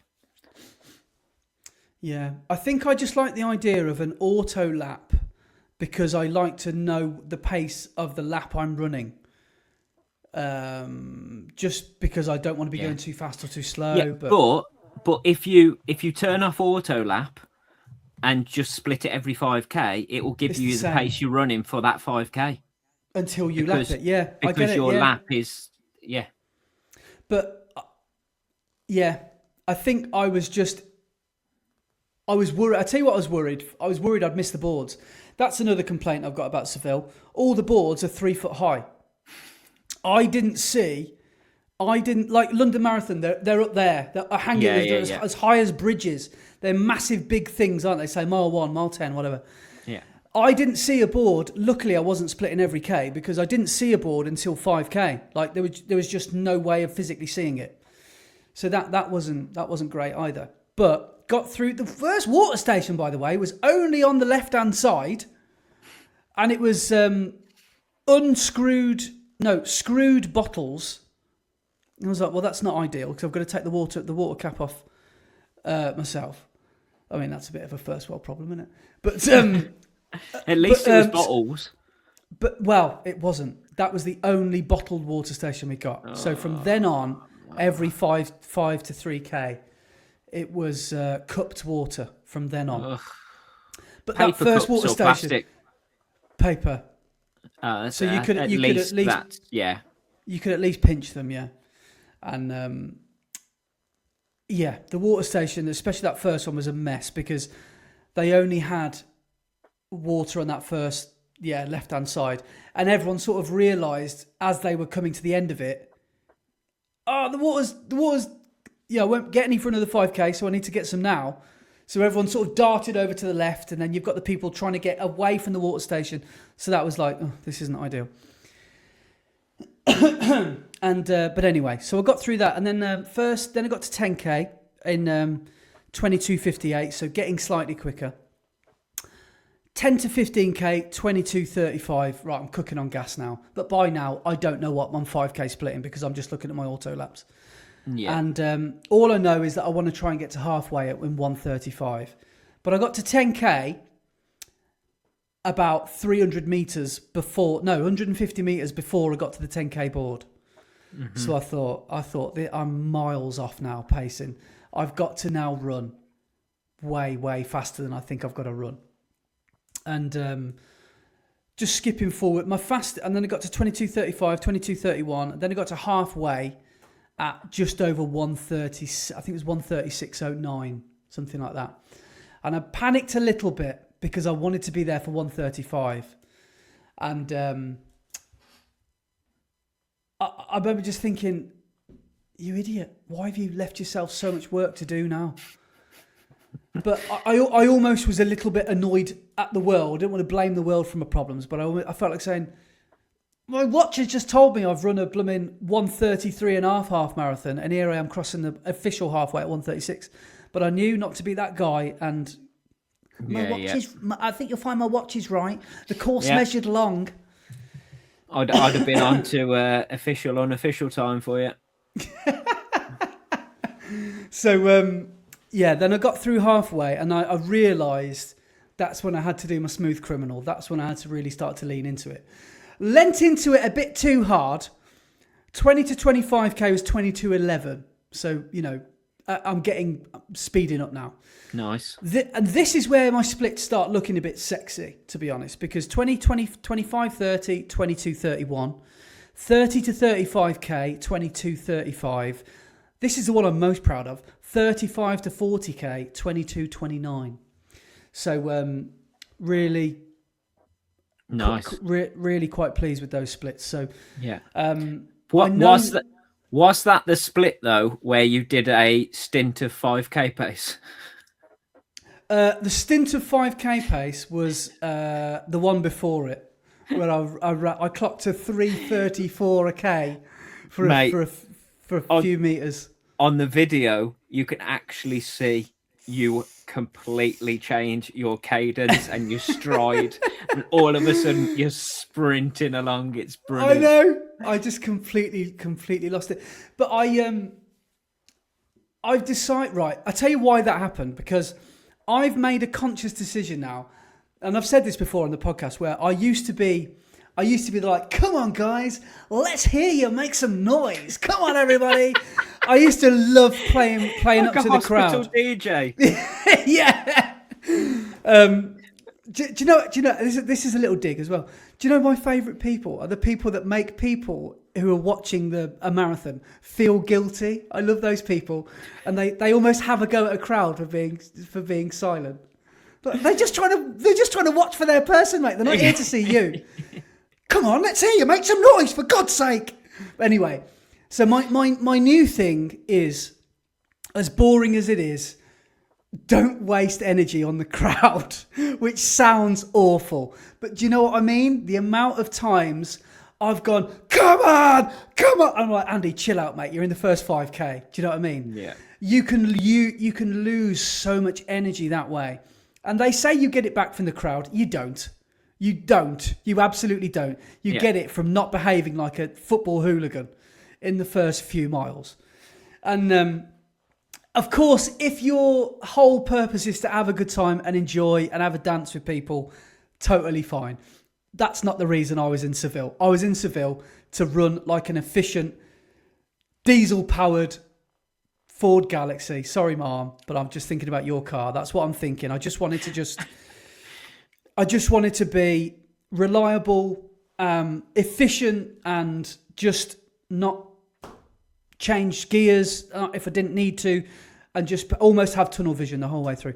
So when I saw Aubrey, that was just a release of excitement, because he's the first person I'd really seen. Yeah, and I'd seen him at this particular point that I'd visualised running round. The Plaza de España is just the most ridiculously beautiful part of the course. It's like this little half moon shape you almost pointlessly run around, and it's the Seville Marathon sort of showing off of Seville a little bit. It's the equivalent of running round, I don't know, Trafalgar Square for no reason. Like you don't really need to, but it's just awesome. And saw Aubrey, and he's telling me I can do it. He's giving me the belief that I'm going to do it. I'm starting to believe him. And then all of a sudden I'm running, I'm running like 18-minute 5K pace. But that was great to see him, by the way. He's a good lad, Aubrey. He's a really nice guy. And it was really nice to see him. And in my video, you can see him see me, and he panics. He's like, "Where's my camera?" Because he's obviously, which is amazing. He's obviously been maybe tracking me and thinking, "Oh, maybe Andy will run through in a minute," because he was filming loads of people on the race, and so that was wicked that he saw me on the start and the end of that little section. Then I saw Laura as we ran out back in towards the finish line, and then I got through 40k. And by the way, fueling. I've never fueled so well in my life. I had 7, let's just call them gels, because you probably know by now I use Vooms, which are not gels. They're like chews, basically. You get 4 blocks in a pack, and they say that 2 blocks are worth a gel. So let's just call them a gel for argument's sake. I took 8 with me, and by the end of the marathon, I only had 1. So I only skipped 1, and that was at 40k. So Seville was like a picnic. I was just you can see in the videos, I've always got Voom in my teeth because I couldn't get rid of it. But and I also did that thing as well where I almost like let it settle around my mouth, you know what I mean? So I didn't take it on too quickly. So I did feel like I had hamster cheeks a lot of the time, coupled with the fact that they're a little bit difficult to get down. But I wouldn't have it any other way because I don't really like gels. I've just found a fueling that I like, so that's why I stick with them. I couldn't face the 40k one. I was going to have one. So I had one at 5k 10, 15, 20, 25, 30, 35. And then the one at 40 I just skipped because I don't think I was even human by then. I wasn't making very good decisions by then. And I got to 40k and then I decided not to look at my watch. I knew I was there or thereabout. I knew I'd got a PB from the second half. I just knew I was speeding up and I could feel myself speeding up. And I thought the only way I'm not PBing now is if I walk the last 2 mile, which I'm not going to do. So I've worked out that my final, and as well, you can probably hear me say this on the video, and it's such a rookie error because I say, if I can pass this board at 32k, I'll do it. Because in my head, I'm thinking, right, 22 minutes 30, 5k splits, times by 2, 10k split, 45 minutes flat. So I'm then taking 45 minutes off 310, which I've calculated as 225. I crossed the 32 board at 5 seconds, under. Yeah. I forget about the other 200 meters at the end. Yeah. And I didn't realize that. So my whole thought process was, I'm going to do it. I'm going to come in under. I've rescued it. I forgot marathons are 42.2k. Yeah. Absolutely killed me when I realised the mistake I made. Anyway, so the last mile, I'm really struggling by now. I'm not. It's heated up. It's got warm all of a sudden. Nothing like a British marathon. Not as warm as that. All I'm feeling is the direct sun. No humidity. Do you know what I mean about that? Like, there's yeah. You know when you're in London or Manchester and the sun comes out, you feel like you're in muggy. an oven. Yeah. It wasn't muggy at all. It was just direct sunlight, which was really quite warm, and I could feel it on my quads because I was wearing my black half tights, and my hamstrings were feeling like I was thinking, if this goes on another 5k, I'm not going to make this. And I think that's how I consciously knew I might have paced it just about. I might have just about got away with it, because they were really starting to tighten up. My hamstrings were. And I was thinking, please don't cramp. Please don't cramp. I haven't got the equipment to deal with this. I don't know what to do with myself if I cramp. All I was thinking was, if I cramp, everyone's going to be waiting in the wings going, didn't you do any S&C? Maybe that's why you cramped. So I was like, please don't cramp. Please don't cramp. Please don't cramp. Oh, you haven't been doing your glute bridges? Maybe that's why you cramped at 41k. So I was like, please don't cramp. Come on. My left glute, my hamstring was squeezing them. I was trying to keep them relaxed, but I was like also trying to run for my life as well. And then we got to this final roundabout, heard Metallica again. Yeah. And then for the second time in a marathon, and realised that was my sort of Darren Brown trigger to just go on a killing spree and just take out as many marathoners as I could, and just hit that last bit as hard as I could, and I did. I don't think I really did a very good final sprint. Looking back at my data, I felt like I was sprinting, but I was probably doing not even close to 5k pace. But it was quick enough. But yeah, so that was it. I got over the line in 3:10:52, and first half was 1:36:09. My second half was 1:34:43, I think. So it was about nearly a 90-second negative split, I think. So that second half, yeah, I really did pick up the pace, and just really pleased with the way I ran. And it's obviously awesome to cross the line and feel good. And that was the most surprising thing. I felt good. You didn't puke over a tree or anything like that? And I didn't crash the rest of the day either. And I genuinely think it's because of my hydrating and my stubbornness to keep fueling. I genuinely think that was what made the difference. Yeah. I didn't particularly carb load like an absolute beast or anything like that. I was just, when we were out and about, I was eating meals and stuff, but I wasn't counting my carbs or anything. I was just, I was enjoying the food I was eating, and I was choosing carb heavy things, but I just think I got the fueling right on the day, and I think they got the pacing right on the day. Yeah. Yes, the questions are cool that will come at me now. Could you have done the first half faster? Could you have done this faster? Could you have done this better? Yes to all. Of course I could have. But like we always say, you run the race you run on the day. Exactly. Yeah. And you make the decisions you think are the best to make in the moment. Yeah. I had great fun tracking you on the tracking app, because I was making you nervous, wasn't I? Yeah, your actual splits are not quite different, but are different to the official splits. And I think it was Sam King who pointed out the pace on your official splits are off the official time, the gun time, and not the net time, not your chip time. Yeah. So that's where it's a bit confusing as well, because it doesn't quite tally up. Because they call your time, which is confusing. They call your gun time your official time. Yeah. And they call your gun time your net time. Yes. Which is confusing. Yes, your chip time, your net time, is different to the splits that was coming up. But on the tracking app, your pace just carried on getting faster and faster and faster, and you progressed throughout the whole race. But it was great fun watching it.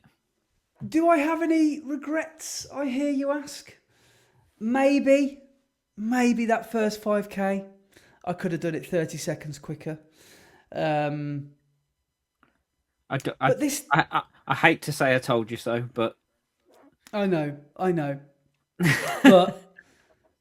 but I'm almost glad that I didn't take too much of a risk and ruin it for myself. I'm almost quite pleased, because when you're a non-competitive runner, which, let's face it, we all are. Yeah. The line you tread between glory and misery is really quite a fine line, isn't it? And you've just got to work out in your head, is the risk worth the reward? Is this all worth it? Is potentially me having a horrible race and walking the last 5 miles of a marathon that's cost me £1,000 for a few days, is it worth it if I have a stinker towards the end because I got a bit greedy and went out a bit hot? And that's my thought process. And that is probably quite frustrating for some people to hear. But that's just the way I approach marathons. I just like a gentle start, aggressive finish. That's just the way I like to try and run them, because mentally it makes me feel good. I like feeling in control. I don't like feeling out of control. Yeah. And I don't think I'm in that headspace yet to be gambling with reckless paces. And you could argue that it does get reckless, because the marathon is a long time to play to roll the dice with your heart rate. You can risk seizures and strokes. We see it all the time. And you see people on the sides of the road who have collapsed. Laura saw someone 100, 200 metres to go that it had happened to. And the marathon can take anybody down at any time. Yeah. And you can minimise those chances by not being so reckless. And I'm not having a go at anyone that, I don't know, has put themselves in hospital, because, again, like we always say, you think you're doing the right thing in the moment, don't you? But the way that I approach marathons, it may really frustrate people to hear, but I don't think it's going to change. Now I know that I can run a 26.2 miles at quite a quick pace without having to stop and feeling in control for 95% of it. I don't think I can justify changing that approach, because it's such a beautiful way to enjoy 3 and a bit hours of my life.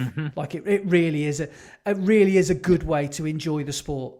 Yeah. And I don't quite think I'm ready. Maybe if I'm getting a bit more competitive in a few years to come, maybe I will change that ethos. But at the moment, negative split life, baby. Oh, well, yeah. I was just going to say, the only issue with that is you are now getting to the sharp end of marathon running, where you've really got to dig your heels in and grind it out. Yeah, I know. I risk people saying, well, you're sandbagging yourself then. You could easily take 3 minutes off your time. Maybe I could, but I've only got one marathon a year to show what I can do.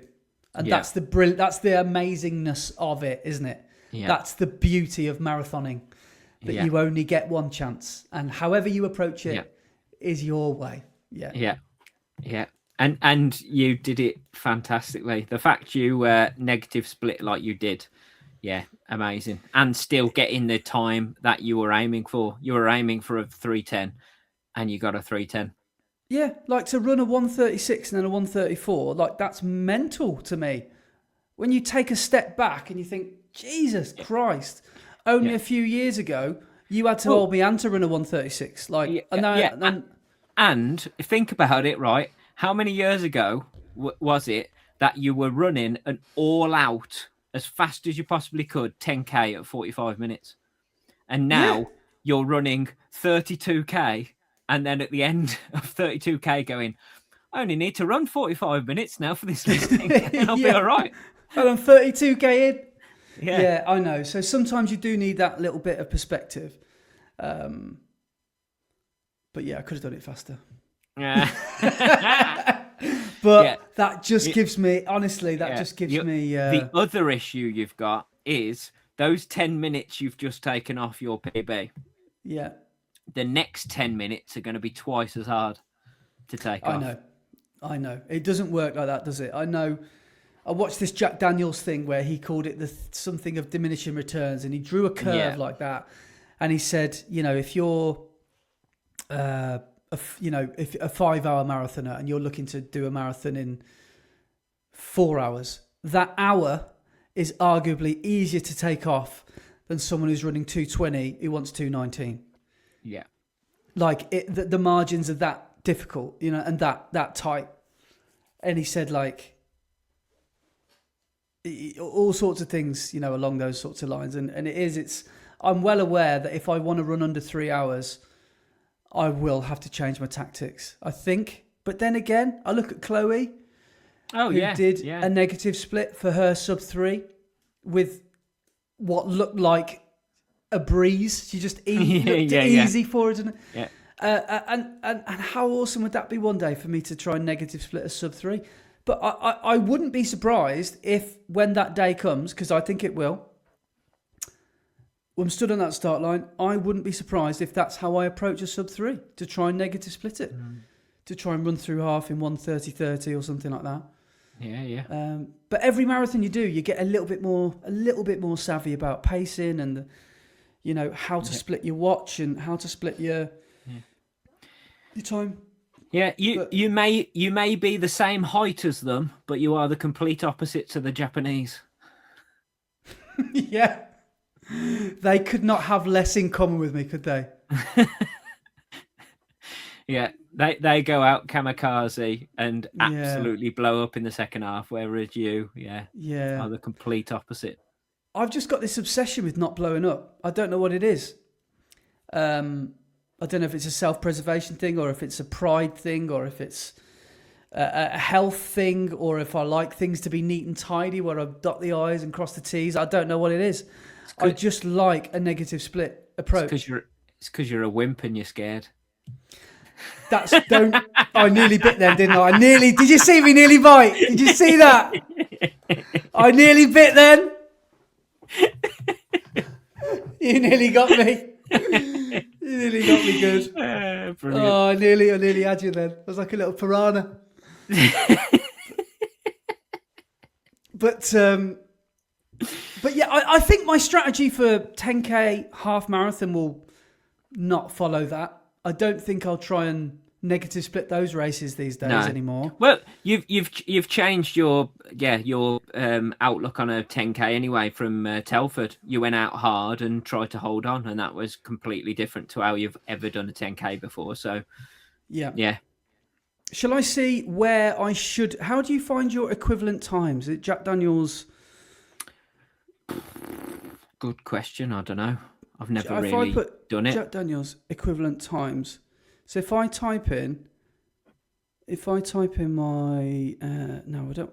Threshers by top whiskey brands. Do you remember Threshers? We talked about Threshers before. It's where everyone used to go and get served in Bromsgrove at the top of town by the Queen's Head. Threshers wines. Yeah. Yeah. Do you know what? I can't be bothered because it's just going to tell me something I don't like. It's going to tell me I should have run a 3:04 or something. But yeah, so shall we? Where are we now? 1:31. Shall we move on? Yes. So anyway, congratulations, mate. Thank you very much. You are now a 3:10 marathoner. Yeah. So catching you up. Yes, you are. And yeah, would you have ever believed that when we started this podcast?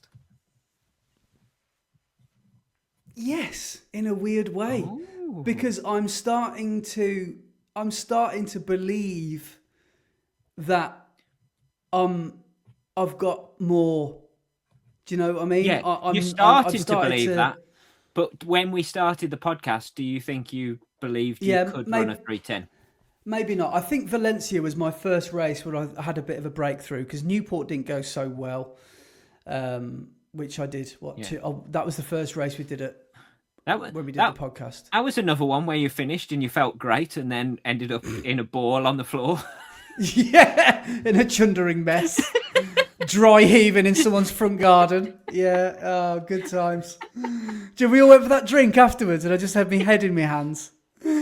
Just you carry on talking, guys. I'm just going to die in the corner here. Yeah, I was like, I remember we were in like we were in a sort of pub that was the sort of place that would like have a wacky warehouse, wasn't it? We were in that sort of pub, weren't we? And I was like, this is not where I want to be right now. It's just too much noise. I felt like saying, guys, can you keep it down? Please, guys. Brilliant. Brilliant. Well, right. No, but awesome work, dude. Yes, let's move on to comments and emails because we are like just over an hour and 30 in, and we've got some messages we need to get to as well. So let's get comments and emails done, and then we can get on to those. Whilst we're on that subject, what's in the box? Oh, you have a little package. What's in the box? A little package. Yeah, that's a big one, isn't it? Yeah. So a mysterious package. I Well, I had a mysterious package delivered, which I didn't realise was coming until I got a text message saying there's a package arriving this afternoon. Yeah, sports surprise a little bit. Yeah. Now, this is in honour of our 100th. Okay. You know what? Because Podcast. it's from Amazon and it's in this size box. Do you know what I'm hoping it is? Go on. I want it to be. You could be very disappointed here. No, I know. I want it to be an elephant hat, which is slightly covered in sweat. Oh, it might be, It might be.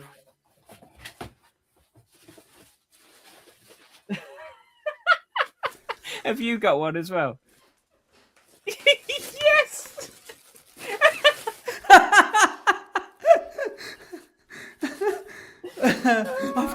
I'm keeping the receipt. I'm keeping the tag. Look. I'm sending mine back. One use. I'm sending mine back. Oh, mate, I've got to. I can't put it on over these. I can't put it on over me, Craig Davids. Mate, are we wearing these for the rest of the pod now? Well, I thought yes, probably is the yeah. Answer. Yeah, yes. Yeah. Which way does it go? Is it the? I'm having a big shocker. I've got to put my headphones. Is it the big or the small bit at the front? I don't know. I put the big bit on. I think it actually looks quite good. Can you look at mine? Have you gone big for front? Yeah, you've gone big front. I'll go big front as well. Yeah. Cool. Right. There we go. Right. I genuinely think... Is that supposed to go... Yeah, there is actually a visor, but it's not very good. Just sort of goes over your top lip. Oh. Mine won't even go past my nose. Yeah, I forgot to say, I think it's a child's one. Yeah, watch out. Don't, because you could seriously injure yourself. Look, honestly, it won't go past my nose, look. Yeah, maybe don't force it. I can't put these headphones on at the same time.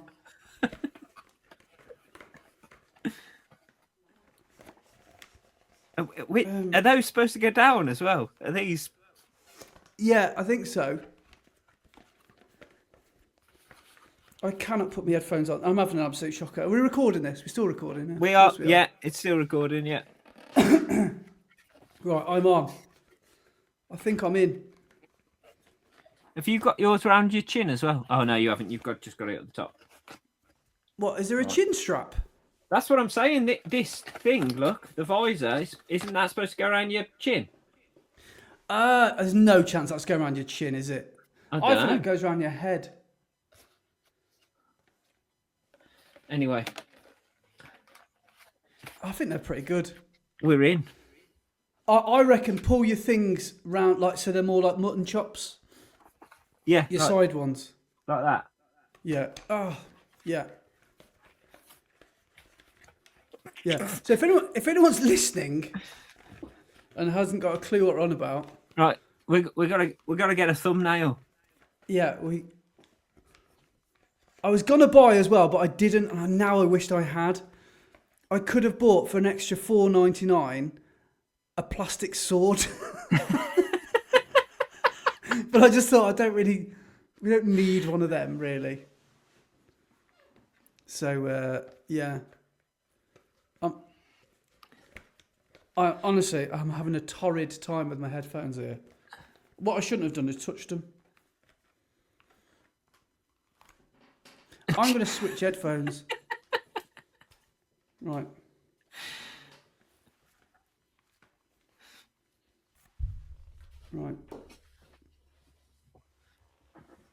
Right, anyway. If I go too far forward and it takes off the top, I just look like a firefighter. Yeah, you just look like a Roman firefighter, yeah. Right, put them headphones in. Come on. Come on, you can do it. Can I connect? Right. Can you? I can't hear you. What? Yeah. Oh, You're on I'm coming out your computer. Yeah, I'm trying desperately to connect to my.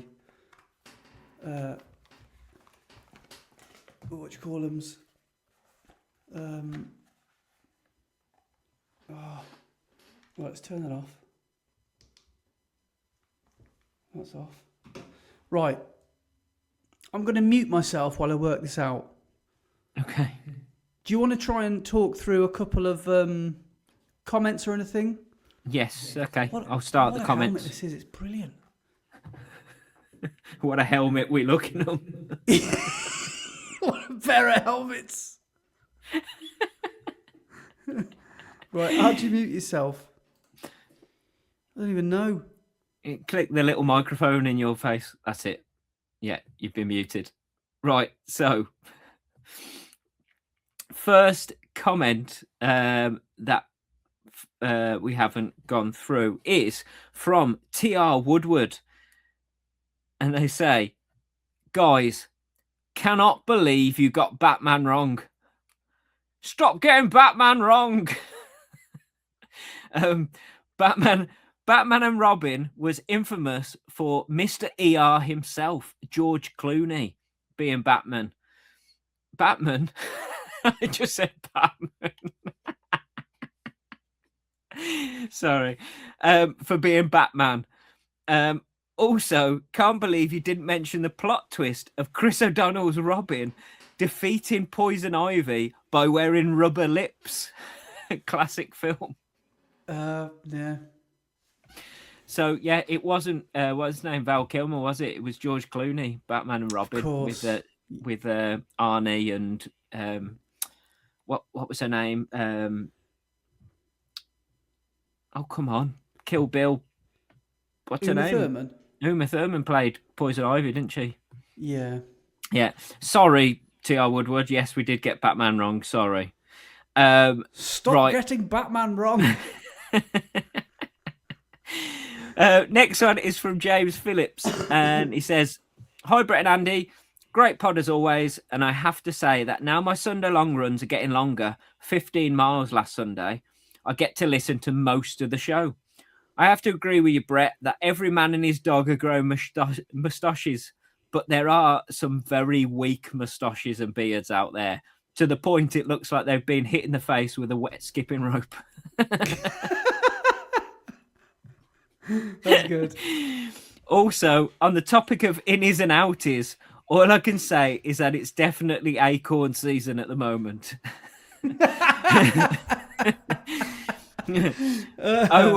I will be finishing week 6 of marathon training while I'm listening to your latest episode. Keep up the great work, James in Kent. Now, I'm very sorry, but you'll be finishing week 7 of marathon training whilst you're listening to the latest episode, James. But thank you so much for listening, and I hope your training is going well. Yeah, sorry about me virus. Yeah. Right. First one from last episode is from LMLMIM1424. So not sure who that is, but it says, Andy. I've just fiddled with my helmet and knocked it off. Andy, Sorry. if you're aghast at Brett's pill popping regime, this is going to blow your mind. Right. Morning before breakfast.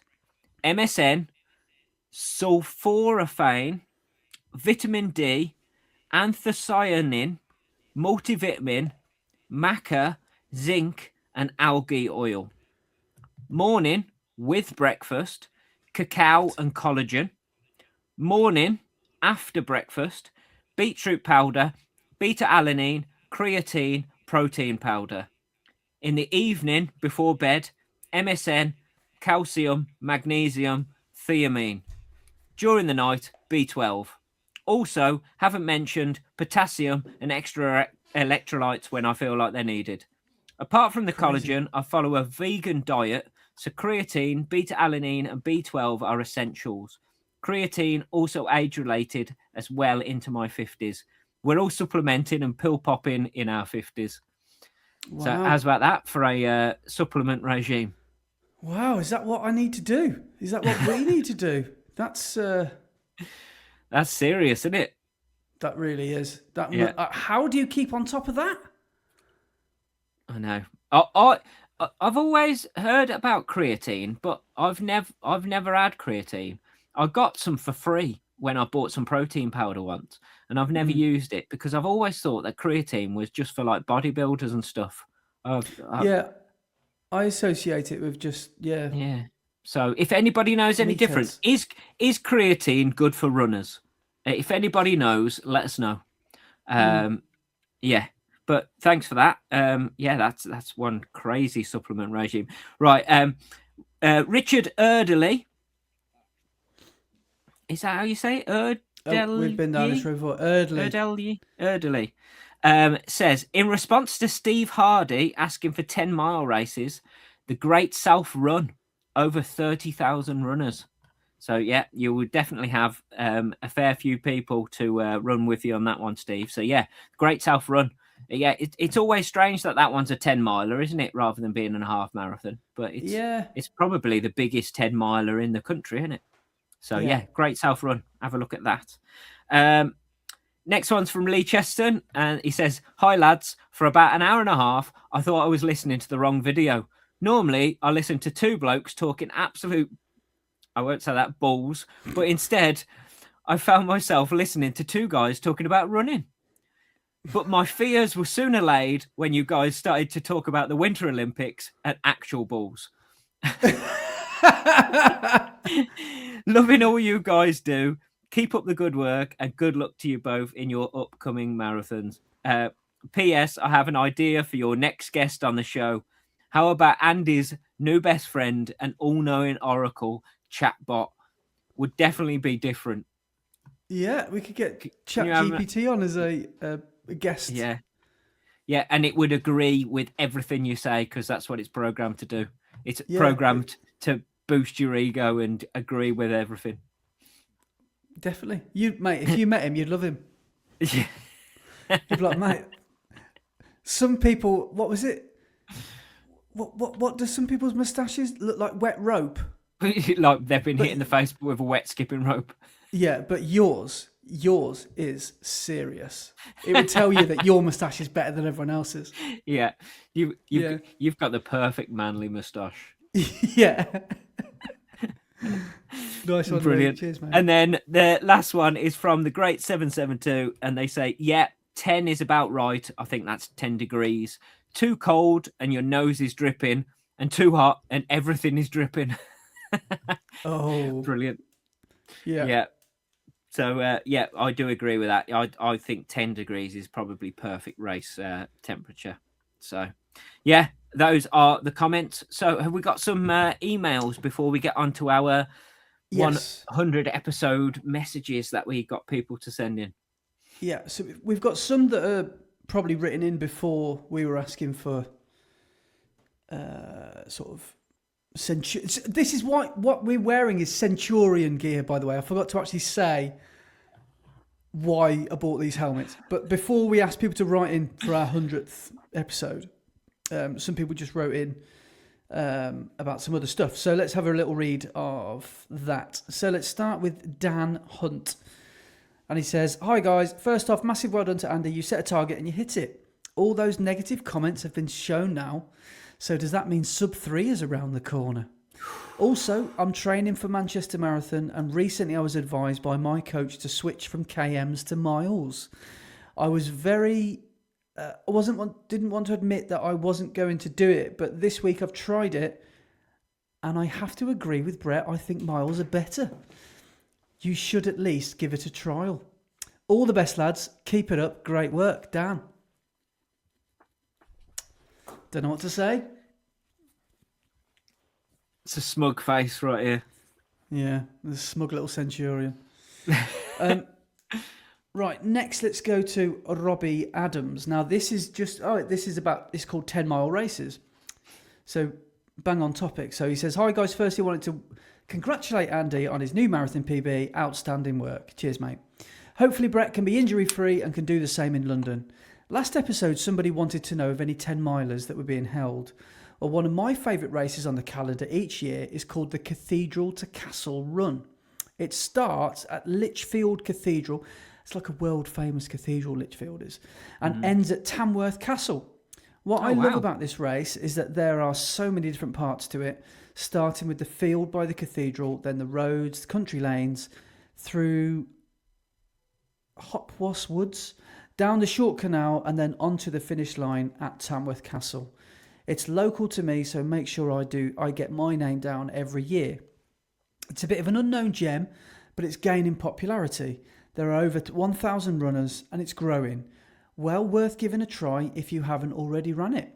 Great podcast as always, gents. Cheers, Robbie. I have not heard of that one. No, that sounds good, doesn't it? Lichfield to Tamworth. Is it all on tarmac as well? Sounds like it. Well, no. He said field and then go through woods, so it can't be all on road, can it? Oh God, yeah. So it is a multi-terrain. Yeah, that sounds good. So Cathedral to Castle Run. That sounds like a lot of fun.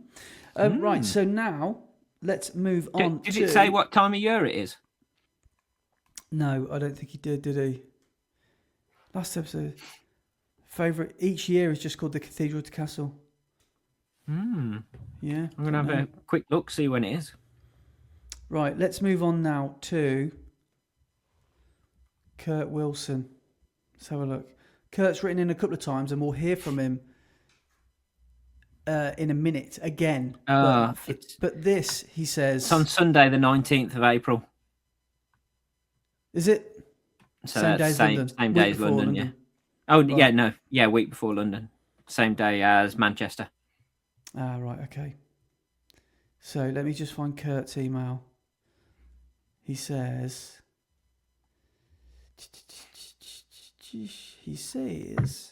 Okay, boys. Happy 100. Hopefully you got the vid. That's a bit of a spoiler, isn't it? I had a great idea for your pod, because I'm nice like that. What if you pick somebody at random... but live on the podcast that has sent a message / video to come on as a guest on a later show? Told you it was a good idea. Have a great 100th show. I'm hoping to listen to some of it while I run the Leicestershire half on Sunday. Blooming well done in Seville, Andy. Cheers both, Kurt. I think Kurt is trying to worm his way onto the podcast. I think he is too. Yes. I hope the half marathon went well. Because that was last week. You didn't listen to this on your half marathon. I'm very sorry. Oh yeah. I do apologise. Blame Andy. Yeah, my bad. We should have been on our Cruella de Vil episode today, shouldn't we? Yes. Kurt. Maybe we could just get Kurt on. Maybe he could be Curtin. He could be Curtin Mucklow. He could be our guest. Every week? Is that what you want, Kurt? Is that what you want? Yeah, but we'll give it some thought, Kurt. We'll give it some thought. Yeah, definitely. Now, we've got a couple more, but I think these are all to do with being 100 years old now. 100 years. Ooh. 100 episodes old now. So shall we move on to those? Yeah. And then we can go on to the any messages afterwards. Now, we got this one on the 19th of January from the lovely Amelia, who writes Amelia! And she's written in and she said, please save for episode 100. And this is a PB for Amelia because it's only, one paragraph and a couple of rhyming couplets long. It's quite short. So I can't believe it. Amelia has reduced the amount that she's written in. Hi, Brett and Andy. Congratulations on reaching this milestone. 100 episodes is massive, and it's only the beginning. Whether it's the early days of the podcast when your voices were heard across the airwaves in Uzbekistan, you remember that random listener from there in the early days, or celebrating PBs, or talking about shoes news, or reading people's emails and comments, or the Strava segment, or all the amazing chit-chat in between, you have both been fantastic hosts. Be proud of what you do and never change. I'll still be here for your 1000th episode celebration. And as for my gift to you, I'll end my email here, making it the shortest one yet. Take care and congrats once again, Emilia. Oh, thanks so much, Emilia. That's amazing.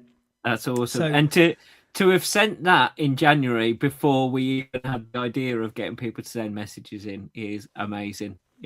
Yeah. We really appreciate that. Thank you so much. Do you remember our Uzbekistani listener? Yeah, that one. Yeah. Yeah, I've heard enough. I'm not listening to it again. Yeah. Now, we've had one here from Heidi. Now, again, we may hear more from Heidi later. But she's also said, "G'day, Andy and Brett. Just wanted to say a huge congrats on your Seville Marathon, Andy. What an incredible run. I was dot watching the tracking, and as each 5K split came up and it was quicker than the one before, I was in awe of you running progressive pace in a marathon." See, someone likes it. Hey? Heidi's got my back. After listening to you talking about your pace strategy a couple of pods ago, you absolutely nailed it. As I was following the tracker, I just kept saying, he's going to do it. He's going to do it. And I had to give you a round of applause at the end. You are a 3:10 marathoner. What a giant mic drop to all those who doubted your approach to training. Well done.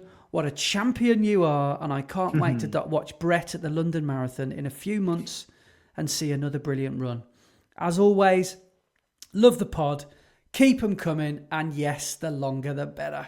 Ta-da from down under in Tasmania. Heidi. Amazing. Oh, thanks so much, Heidi. Thanks, Heidi. Yeah, it's really kind of you. Awesome. Thanks for writing that. And it's just, that's one thing that is going to sound ridiculous and influencery and all that sort of stuff. But I genuinely felt really supported from all the people that wrote in and from everyone that listens to the podcast. Like, I felt everybody's well wishes. I really, really did. And I'm just really grateful and humbled that there were people the other side of the world who were probably staying up late at night or whatever it was to watch me run around the streets of Seville. So, yeah. that was really, really nice. So thank you very much. Next one is from Mike Smith. Where is he? Mike Smith. Here we go. Hi guys, I'm Mike and I've been listening to you guys from since summer 2025, where you came along with me for most of my long runs whilst training for the Dublin Marathon, and you made an appearance on the day of the marathon for the first half and a bit. Just wanted to thank you for all the content that you make. It must look like a crazy man.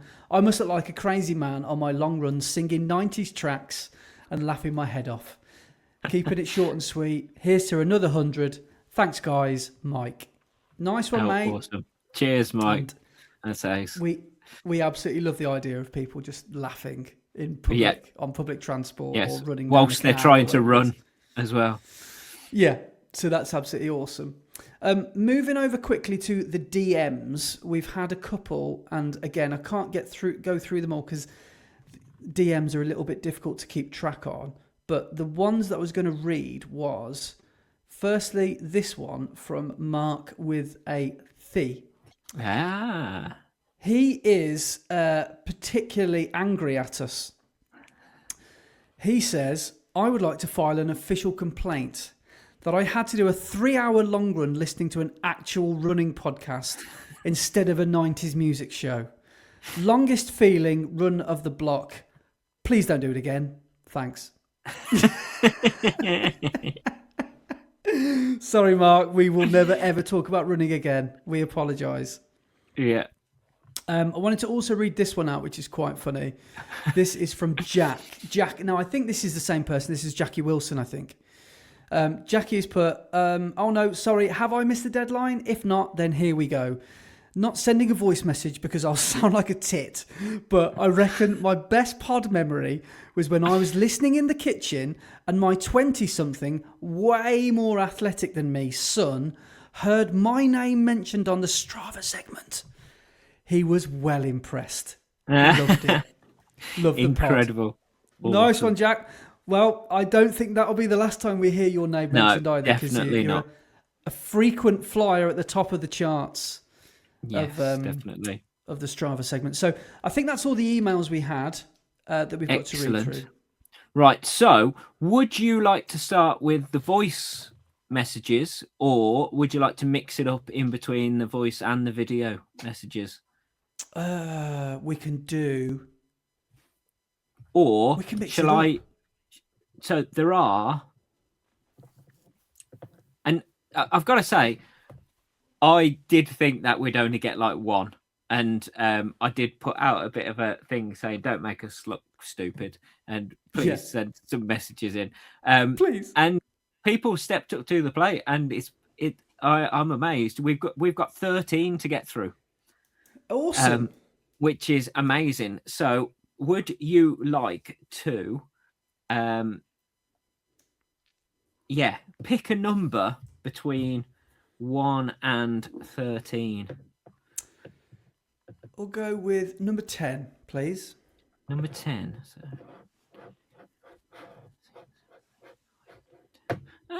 So our first message that we're going to see is from our good friend over in Ireland.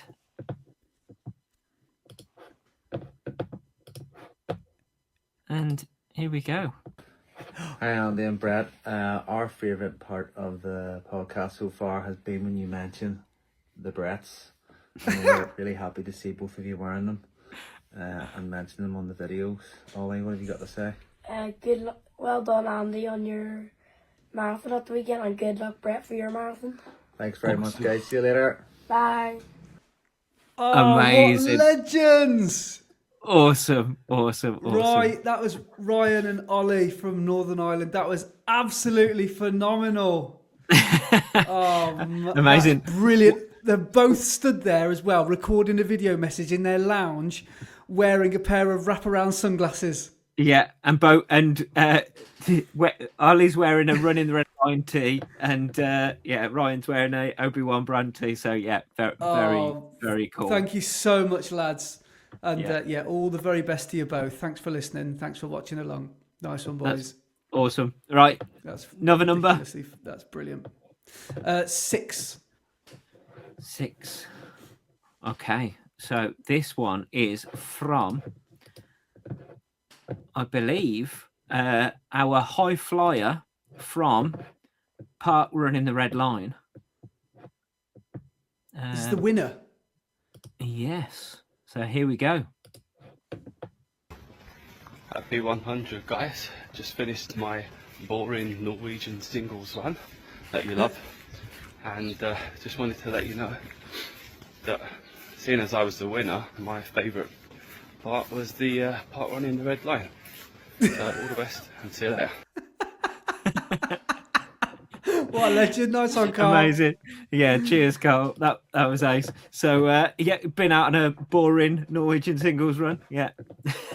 Yeah, if anyone is a recent listener, where we did a summer challenge that we think we might be bringing back again, which was like a 5K challenge. And it was basically you versus yourself, also versus everybody else. And if you outperformed yourself on the 5K, then you won. And it was basically a 6-week challenge to see how much you could improve. And Carl smashed it, didn't he? Absolutely ridiculously smashed it. Yeah, he took far too much off his PB for my liking. Yeah. It was mental. It might not be so easy next time he does it. I know, yeah. He might not be so smug this next time. He's hindered himself big time, hasn't he? From running so fast down in Bushy. Right, but number 2. Amazing. We'll go number 2 next. Number 2. Okay, so this one is from Gaz Barker. So here we go. Super Gaz.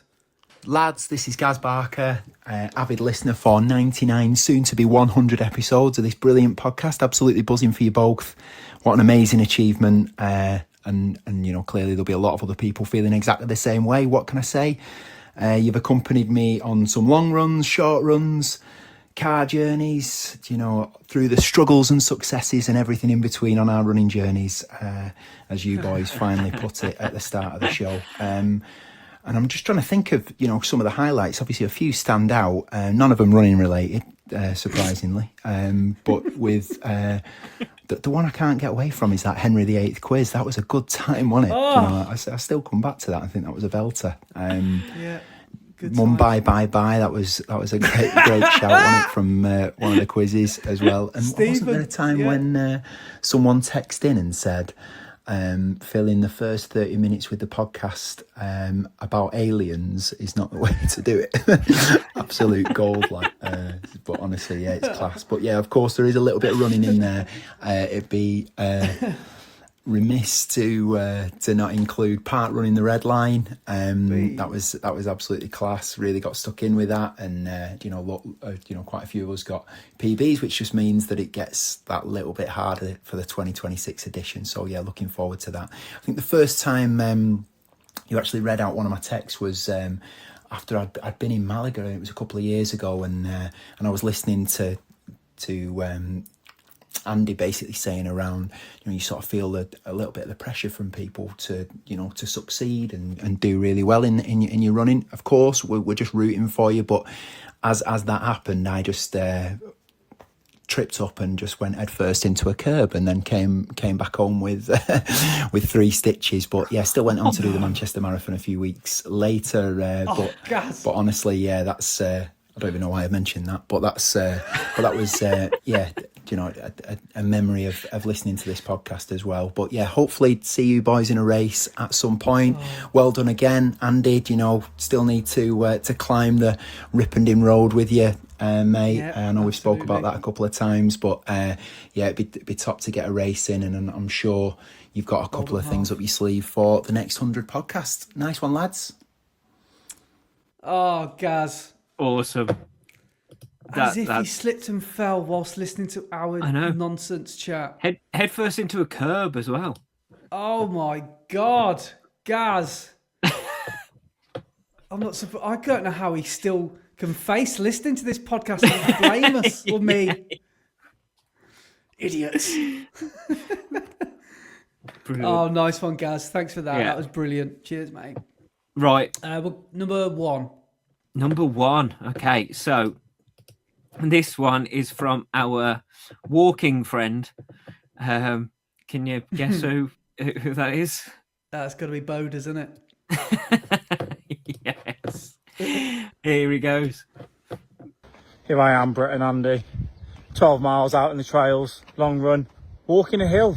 It's obviously got to be what I do now, right?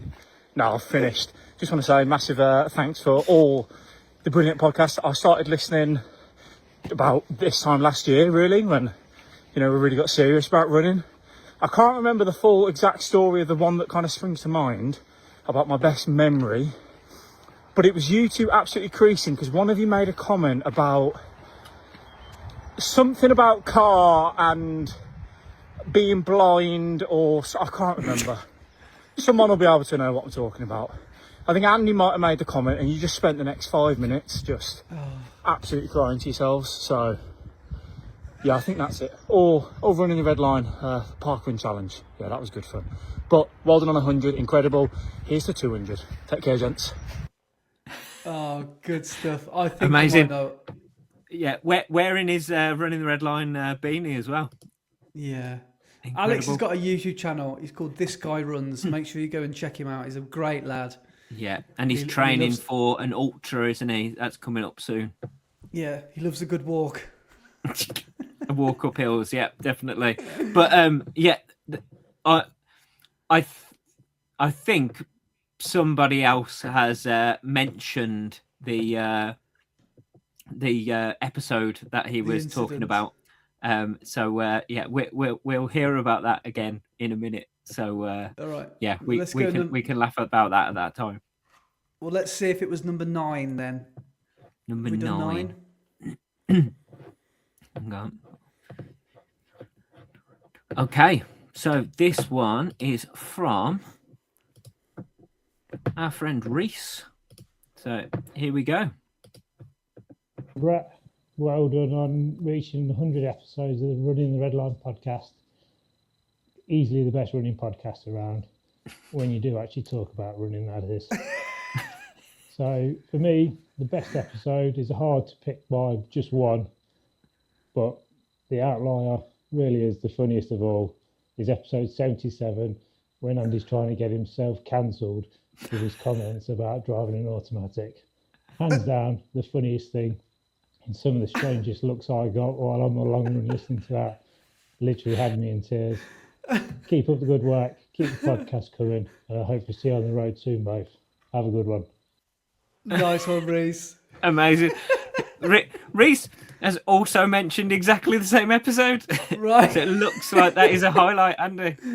Oh God, yeah, that was a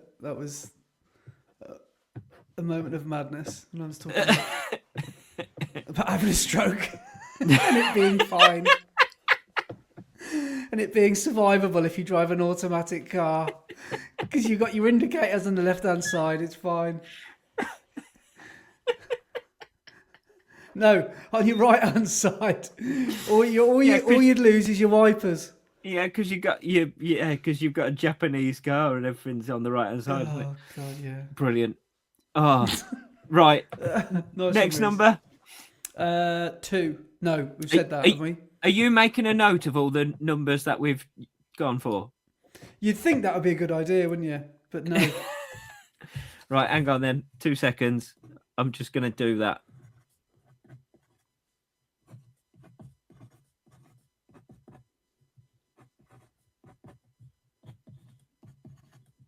Okay. Number 2. So we've done 1. We've done 2. That was Gaz.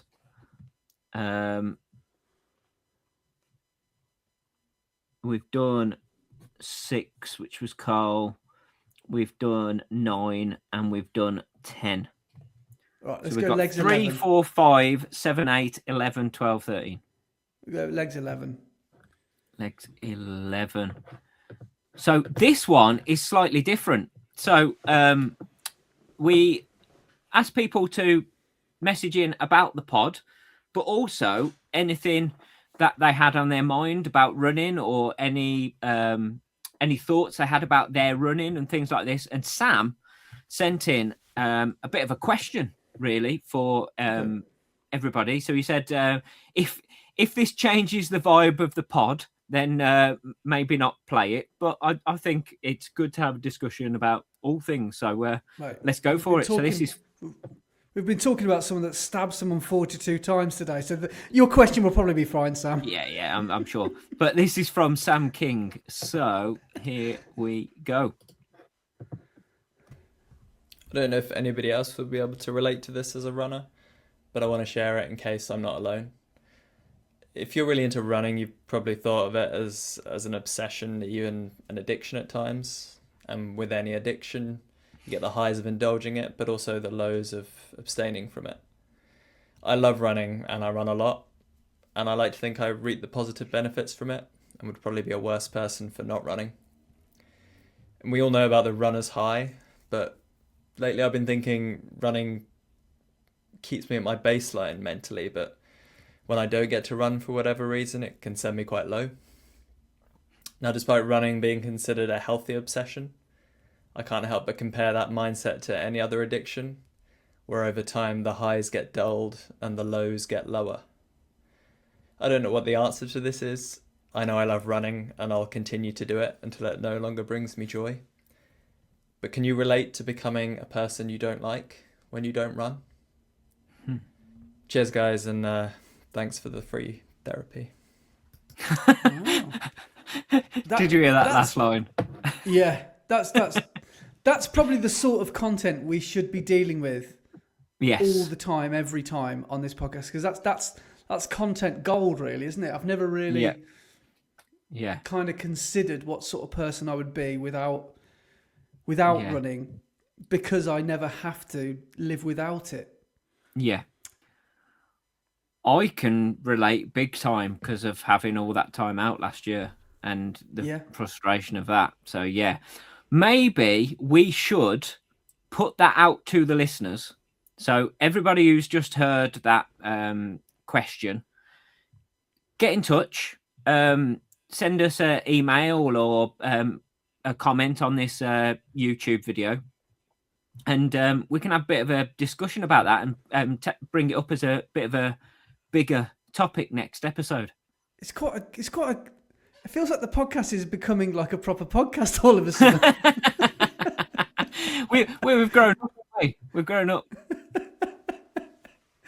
Yeah. We've reached the ripe old age where we need to grow We're up. in triple figures now. We need to actually start talking about these proper pressing issues. Yeah, good thought-provoking content that was, Sam. That's very, very interesting. We'd love to hear everyone else's thoughts on that.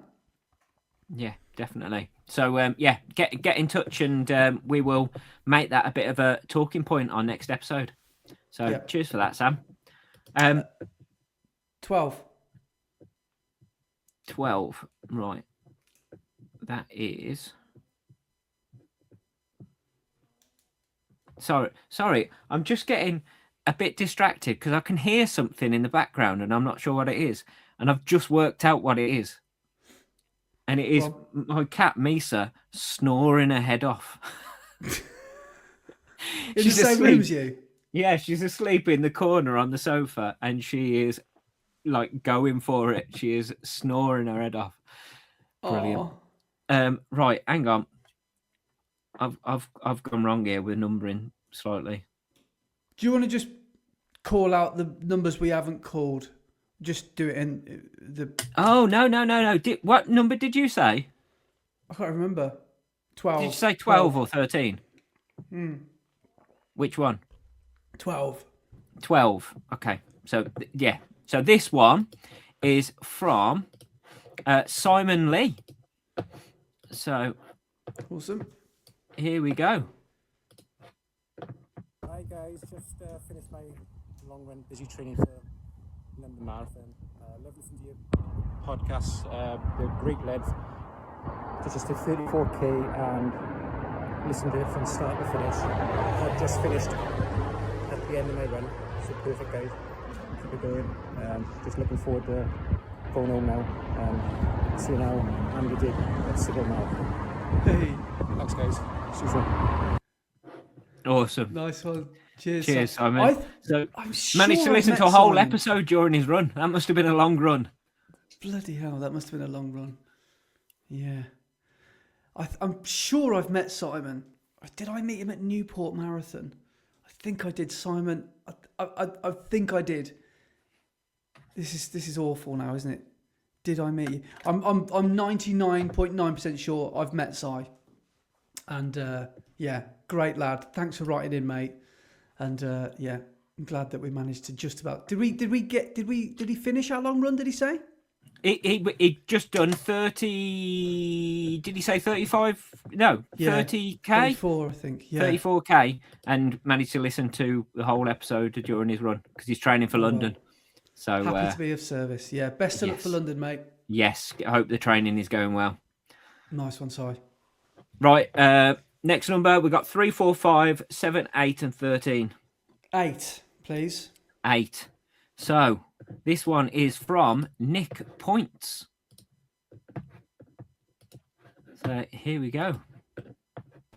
Hi Brett and Andy, this is Nick, wishing you congratulations on your centenary. I've been a listener since the very beginning, and you were definitely my favourite podcast about 90s music, aliens, Alan Partridge, and the occasional bit of running too. But seriously, thank you both so much for keeping me company on my Sunday long runs. You're part of the routine of my running week. On a Sunday I get up really early, head out of the house before my family are up and about, and as I'm leaving the house, the theme music to the pod is always blaring out in my ears, and it really feels like I'm about to head off on a mission with that kind of inspiring intro. And it's great having two friendly voices to keep me company on long runs. What I really appreciate is it's the relationship you two have. You're so generous and supportive to each other, and you really extend that to the listeners and to the whole running community too. And I find that really inspiring. So thanks both. And I will be listening to you in the middle of April at Brighton Marathon when I'm trying to hit sub 3:30. So thanks for keeping us all going, and here's to another 100 and many more. Oh, nice one. Amazing. Awesome. Cheers, Nick. That's really kind of you. The whole running community is a big supportive group, though, aren't they? I mean, we're only doing what everyone else does within running. We build each other up, don't we? We don't knock each other down. That's pointless. So yeah. I think that's it. I think you like to, and I'm not saying sounds how it sounds, but you like to see your mates do well, and I'm not and I mean like we're making friends through the podcast. Maybe we haven't even met in person, but you like good people to do well in life, don't you? And it just translates. I hope that translates to everyone that's listening to this. We just wish everybody well. Yes, the numbers are arbitrary, but the main thing behind this is enjoying the thing that we get to do, which is running. And that brings us all together, doesn't it? God, it really does sound like we're regurgitating the intro, doesn't it? But it brings us together as a community. But it's just awesome, isn't it? So, nice one, Nick. And I know I recognise you got a very recognisable name with your Z at the end of your name. And I've recognised your name probably since I've been doing YouTube. So thanks for the support this whole time. It's very humbling. Yeah, and best of luck for Brighton. Go and smash that 3:30. Go and get it done. Yes. Go on, Nick. Right. We have got 3, 4, 5, 7, and 13. 5, please. 5. Right. So this is from someone from another country. This is from John Braz Madeira. And here we go. Hey guys, just want to internationally congratulate you for the 100th episode. Wishing you many, many more awesome podcasts filled with running, races and experiences in the future. All the best. Oh, nice one, Cheers. JBM. Yeah, John Braz Madeira, mate. Thank you so much. That's awesome. That's amazing. We got an international caller. Yes. Oh, that is absolutely amazing. And John's just running up and down crazy massive mountains and hills and stuff. And I know he's had a bit of a tough time lately. So all the best getting back on the horse, mate. And, thanks for listening all the way over in epic Madeira. Yes, thank you so much, man. Shall we go with number 13? 13. So this one is slightly different to the others. I might have to take my AirPod out so you can hear it through the speakers. Right. Because can you talk so I can see whether it... Hello. Hang on. Hello. Hang on. Testing. We are testing. Go again. I'm wearing a massive Roman hat. Oh, I've ruined it, haven't I? You've ruined it. Yes, I've ruined it. You have ruined it. You completely ruined it. You're an absolute joke. You're a mockery of a sham. Hello. You're there. Hang on. Yeah. Let me see if I can sort this now. Right, go now. Hello. Yes. Sorted it. Right, so the reason I've done this is so hopefully it will come out the speakers and go into the microphone so you can hear. Yeah. Because this person sent us a message saying, I'm not going to send you a video message because I'm camera shy. And I'm not going to send you a voice message because I don't like my voice. So I've left you a comment instead. And instead, I decided to get that comment and turn it into my own voice message. So are you ready? Yes. This is from Kieran Turner. Hey, K-Dog. Episode 77 and Andy digging the biggest hole when talking about having a stroke whilst driving the automatic face with tears of joy. Face with tears of joy. I remember being out on the long run peeing myself while you were both in stitches. I may think of some other moments over the week, but that one always sticks. Tears of joy. That's because he put a crying, laughing face, and it's Oh, with tears brilliant. of joy. That sounds exactly like Kieran as well. It does, Kieran, yeah. you didn't need to disguise your voice. You sound I know. exactly like that. Yeah, I didn't do anything to that. That's his actual message that he sent. Oh, brilliant. Nice one, Kieran. Kieran said, it's a bit like, listen to the podcast is a bit like going out down the pub. And then I felt like saying, it's like going down the pub with your mates that you're not there. It's like going down the pub with your mates and you didn't go.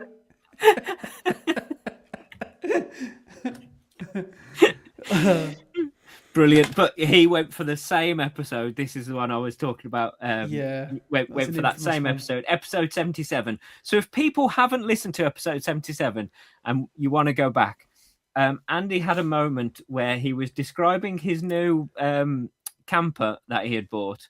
And because it's a Japanese import, all the controls are on the right-hand side, and it's also an automatic. So he described the fact that he could drive it with one hand. And then I stopped talking. So therefore, an unfortunate thing could happen, and he could continue to drive. So I think I say it quite early on. I think that's like in the first 5 minutes, isn't it? Yeah. And the next 5 minutes is just going, not even able to talk. Yeah. Oh, good stuff. Brilliant. Nice one, Kieran. Thanks, mate. Yeah, nice one, mate. Right, we have got 3, 4, and 7 left. It's like deal or no deal. Let's go for number 3. Number 3. Okay, this one is from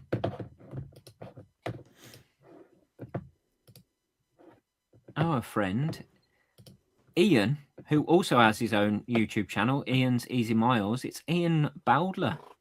So here we go. Hello, I'm Ian. I have always done sports of some type, but I started running when I was 40. I got the crazy idea to do the Great North Run and the London Marathon. I did maybe 1 or 2 races a year for a while after that, but then did stop due to putting on weight. In lockdown, I got my act together, went on a diet, went on walks, couched 5k, and got back to some half marathons. So now I've lost nearly 5 stone. Wow. For my 60th birthday, I went a bit mad, decided to do a race a month for a year. And then last year, I decided to do an ultra, which I did. I started my YouTube channel really just to record the journey.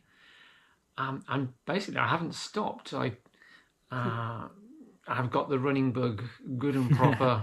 I'm running all the time. My wife and I run together, and we still go hiking regularly. When I started really getting back into running, I did subscribe to some of the bigger channels, but I felt they didn't really relate to me. I'd done the Birmingham Half pretty much every year since it started, and I was interested in finding other local runs. So I was looking around on YouTube for other Midlands-based runners and other races, and that's how I came across the channel Running with Andy.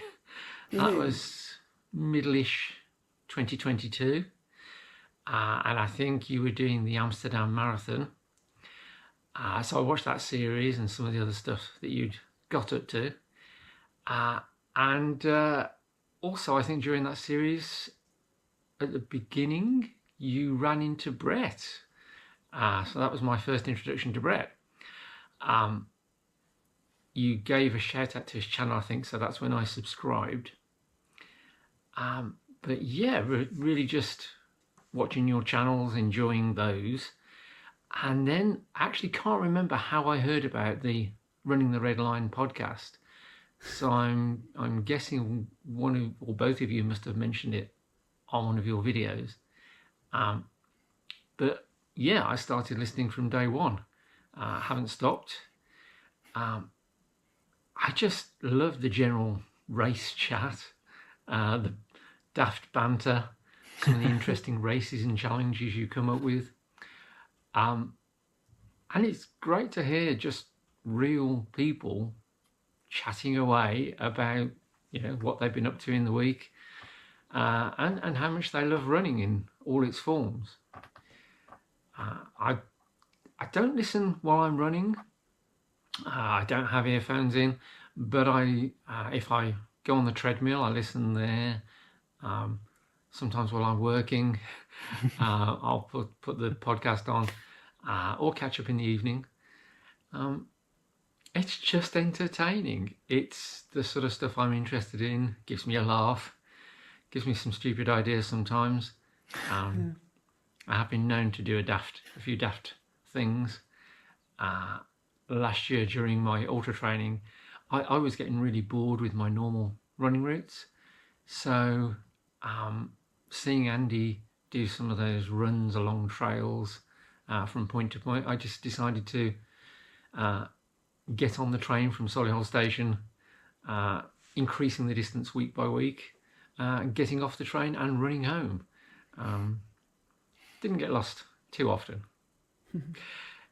Anyway, thanks for all the hours of entertainment.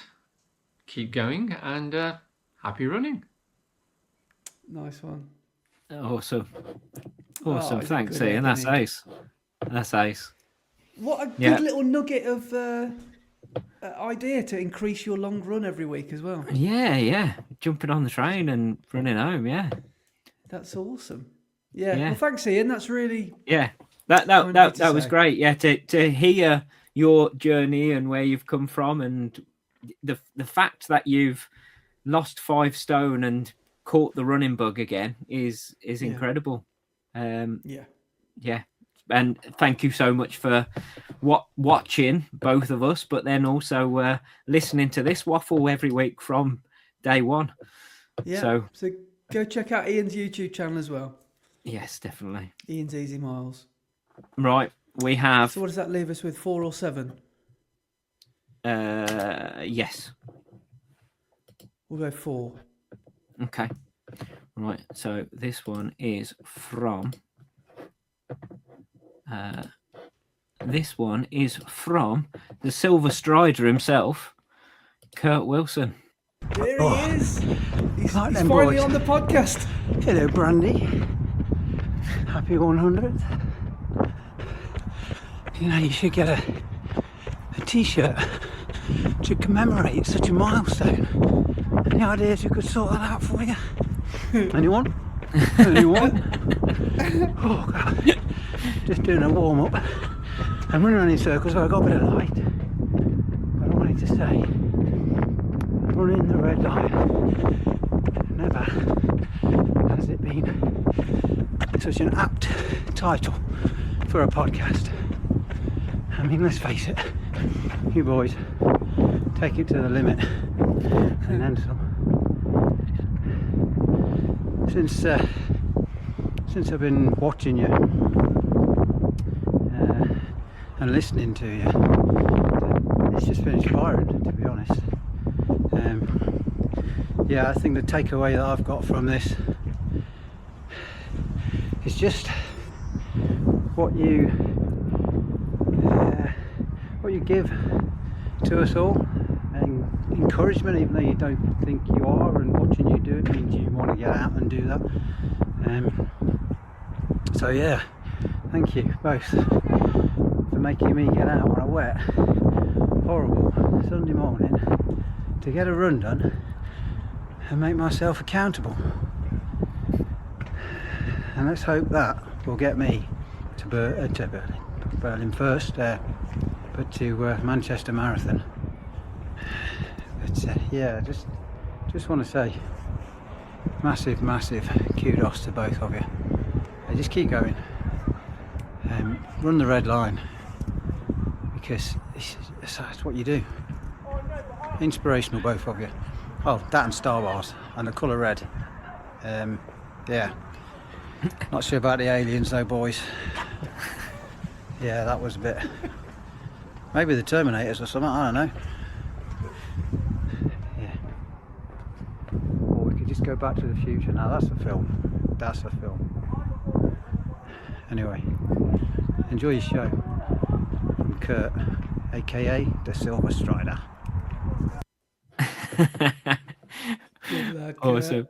Awesome. Cheers, Kurt. Now, my favourite part of that video message was as soon as he stopped jogging and started walking, paused his watch. He's a real runner. He's definitely training. Yeah. Brilliant. Nice Amazing. one, Kurt. Cheers, mate. Yeah. So we have one final one remaining. Have we left the one final? Well, another international. Yes. So that is our Voice our note. final one. There is a slight little soundbite that we will play afterwards from somebody, but this is the final proper message that we got, which is from the other side of the world. Amazing. Which is incredible. And this is from Heidi Bush. G'day, Brett and Andy. Oh, what happened there? G'day, Brett and Andy. It's Heidi from down here in Tasmania, Australia. Congratulations on your 100th pod episode. Everything you do is just every shade of brilliant, and you deserve to celebrate that 100th episode.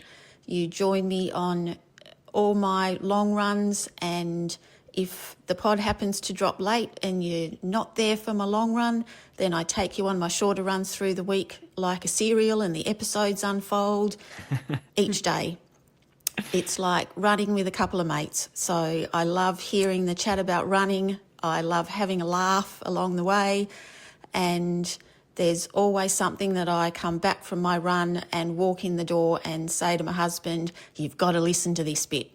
And most recently it was running along a bush trail, thankfully with no one around to see me other than a couple of wallabies, to hear me laughing aloud at the mental picture of some older fellas, nether regions, pinned back for aerodynamic lift, flying through the air on a ski jump that you described so brilliantly. So thanks for the laughs. Thanks for all the information you give, all the banter and the chats. And I just have loved listening to you from day one. And here's to another 100, and just keep going, because everything you do is just fab. So from down here in Tassie, all the best to you, and huge congratulations on that 100, and just keep them coming. Thanks. Bye. Oh, amazing. That's Thank you so much, fantastic. Heidi. That is brilliant. Love It's it. so great to hear those accents, isn't it? Yeah. It you is. know, even the regional British ones, let alone, you know, John in Madeira. I mean, I think he's South African originally, but then we've got people in Australia. It's crazy how our little podcast that, you know, started so small has gotten that big. It's massive. It's mad. For us, it's crazy. Yeah. So thank you all so much. What was mad as well, listening to Heidi's, is she went, whilst I was just out on a bush run and there was no one to see me other than a few wallabies. Wallabies. Do you realise how exotic that sounds, Heidi, for us? We'd be lucky if we get a few pigeons on our runs. And you've got wallabies. That's amazing. Yeah. That is so crazy. good. Amazing. Oh, feeling the love. Yeah. Massively feeling the love tonight. Thank you so much to everybody who got in touch and sent in a message. We really do appreciate it, and definitely feeling the love for sure. So thank you so much. But the last one is quite possibly the best one. Yes, but I'm saving that for our last soundbite before we finish off. So before we play that one, I'm just going to do the Strava segment. With your helmet on. Brilliant. Right, so Strava leaderboard from last week, and I've got to apologise to the week before's Strava board leaders because I completely forgot to check it when Andy messaged me and said, sorry, we can't do the pod this week. I completely forgot to check. So I've only got last week's Strava leaderboard.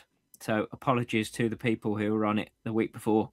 But last week, our leader for distance was Ryan Gowan with 79.6 miles.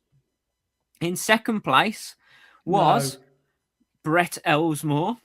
Elesmore. With 77.4 miles. And then in third place was William Fish, Billy the Fish, with 73.4 miles. So Superb. Awesome work to you two other guys. For our climbing, in first place, we heard from him earlier, is this guy runs, Alex Bowden, with 7,113 foot of climbing. So awesome work, Alex. I wonder how many of those feet you walked.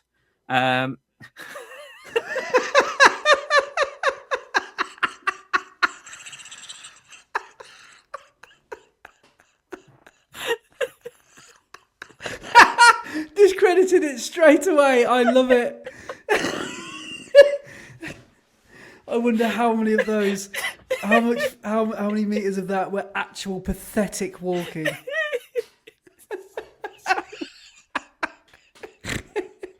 Did you run any of it? Sorry, I had to get that in. Sorry, Alex. Brilliant. In second place was Tom Pothecary with 5,151 foot. And in third place was Alex's brother, ADB Running, with 4,610 foot. So Two amazing Bowdens work. on the podium. I know. And then for our ladies, for our distance, first place was Leanne Byard with 59.9 miles. Second place was Emily Parker with 52.7 miles. And third was Chloe Hamard with 51.3 miles. And then for our climbing, Jackie, I hope your 20-year-old, your athletic 20-year-old is listening because Call you him down. have topped. Yeah. And if he's not around, call him down and get him here so he can listen to this. Jackie Wilson is in first place with 3,816 foot. Second is Aveen D with 2,710 foot. And third is Amy H with 2,448 foot. So amazing work from everybody this week on the leaderboard. Amazing. Great work, everybody. So that is a very long 100th episode. Yeah. That's a PB. That is a peep. But have you got anything more before we sign off? It's Tokyo Marathon this weekend, which looks like a good one. Yeah, first major of the year. One I'm considering waiting up to watch because it'll be a midnight kickoff for us. Yeah. So apparently conditions are looking favourable for those people running Tokyo. Yes, best of luck to Aubrey, who is going over to get his 6-star finisher medal. Yes, best of luck, mate. Yeah, and I think we know a few other people going over there, don't we? Yeah. So there's Ran to Japan and this message out there. Derek Barraclough and several other YouTubers. So I'm sure we'll see lots of videos of Tokyo coming out, which will be good to watch. So yeah. But we will leave you on this. And we had one final voice message from our good friend Beardy Rich. Yeah. And we will leave you and end episode 100 of Running the Red Line with this. thank you so much for watching or listening. Can't quite believe we've made it to 100 episodes, but we did it, Andy. And yeah, we shall see you next week. Yeah. Cheers, guys. Are you not entertained? This is Beardy Rich, and I endorse this podcast.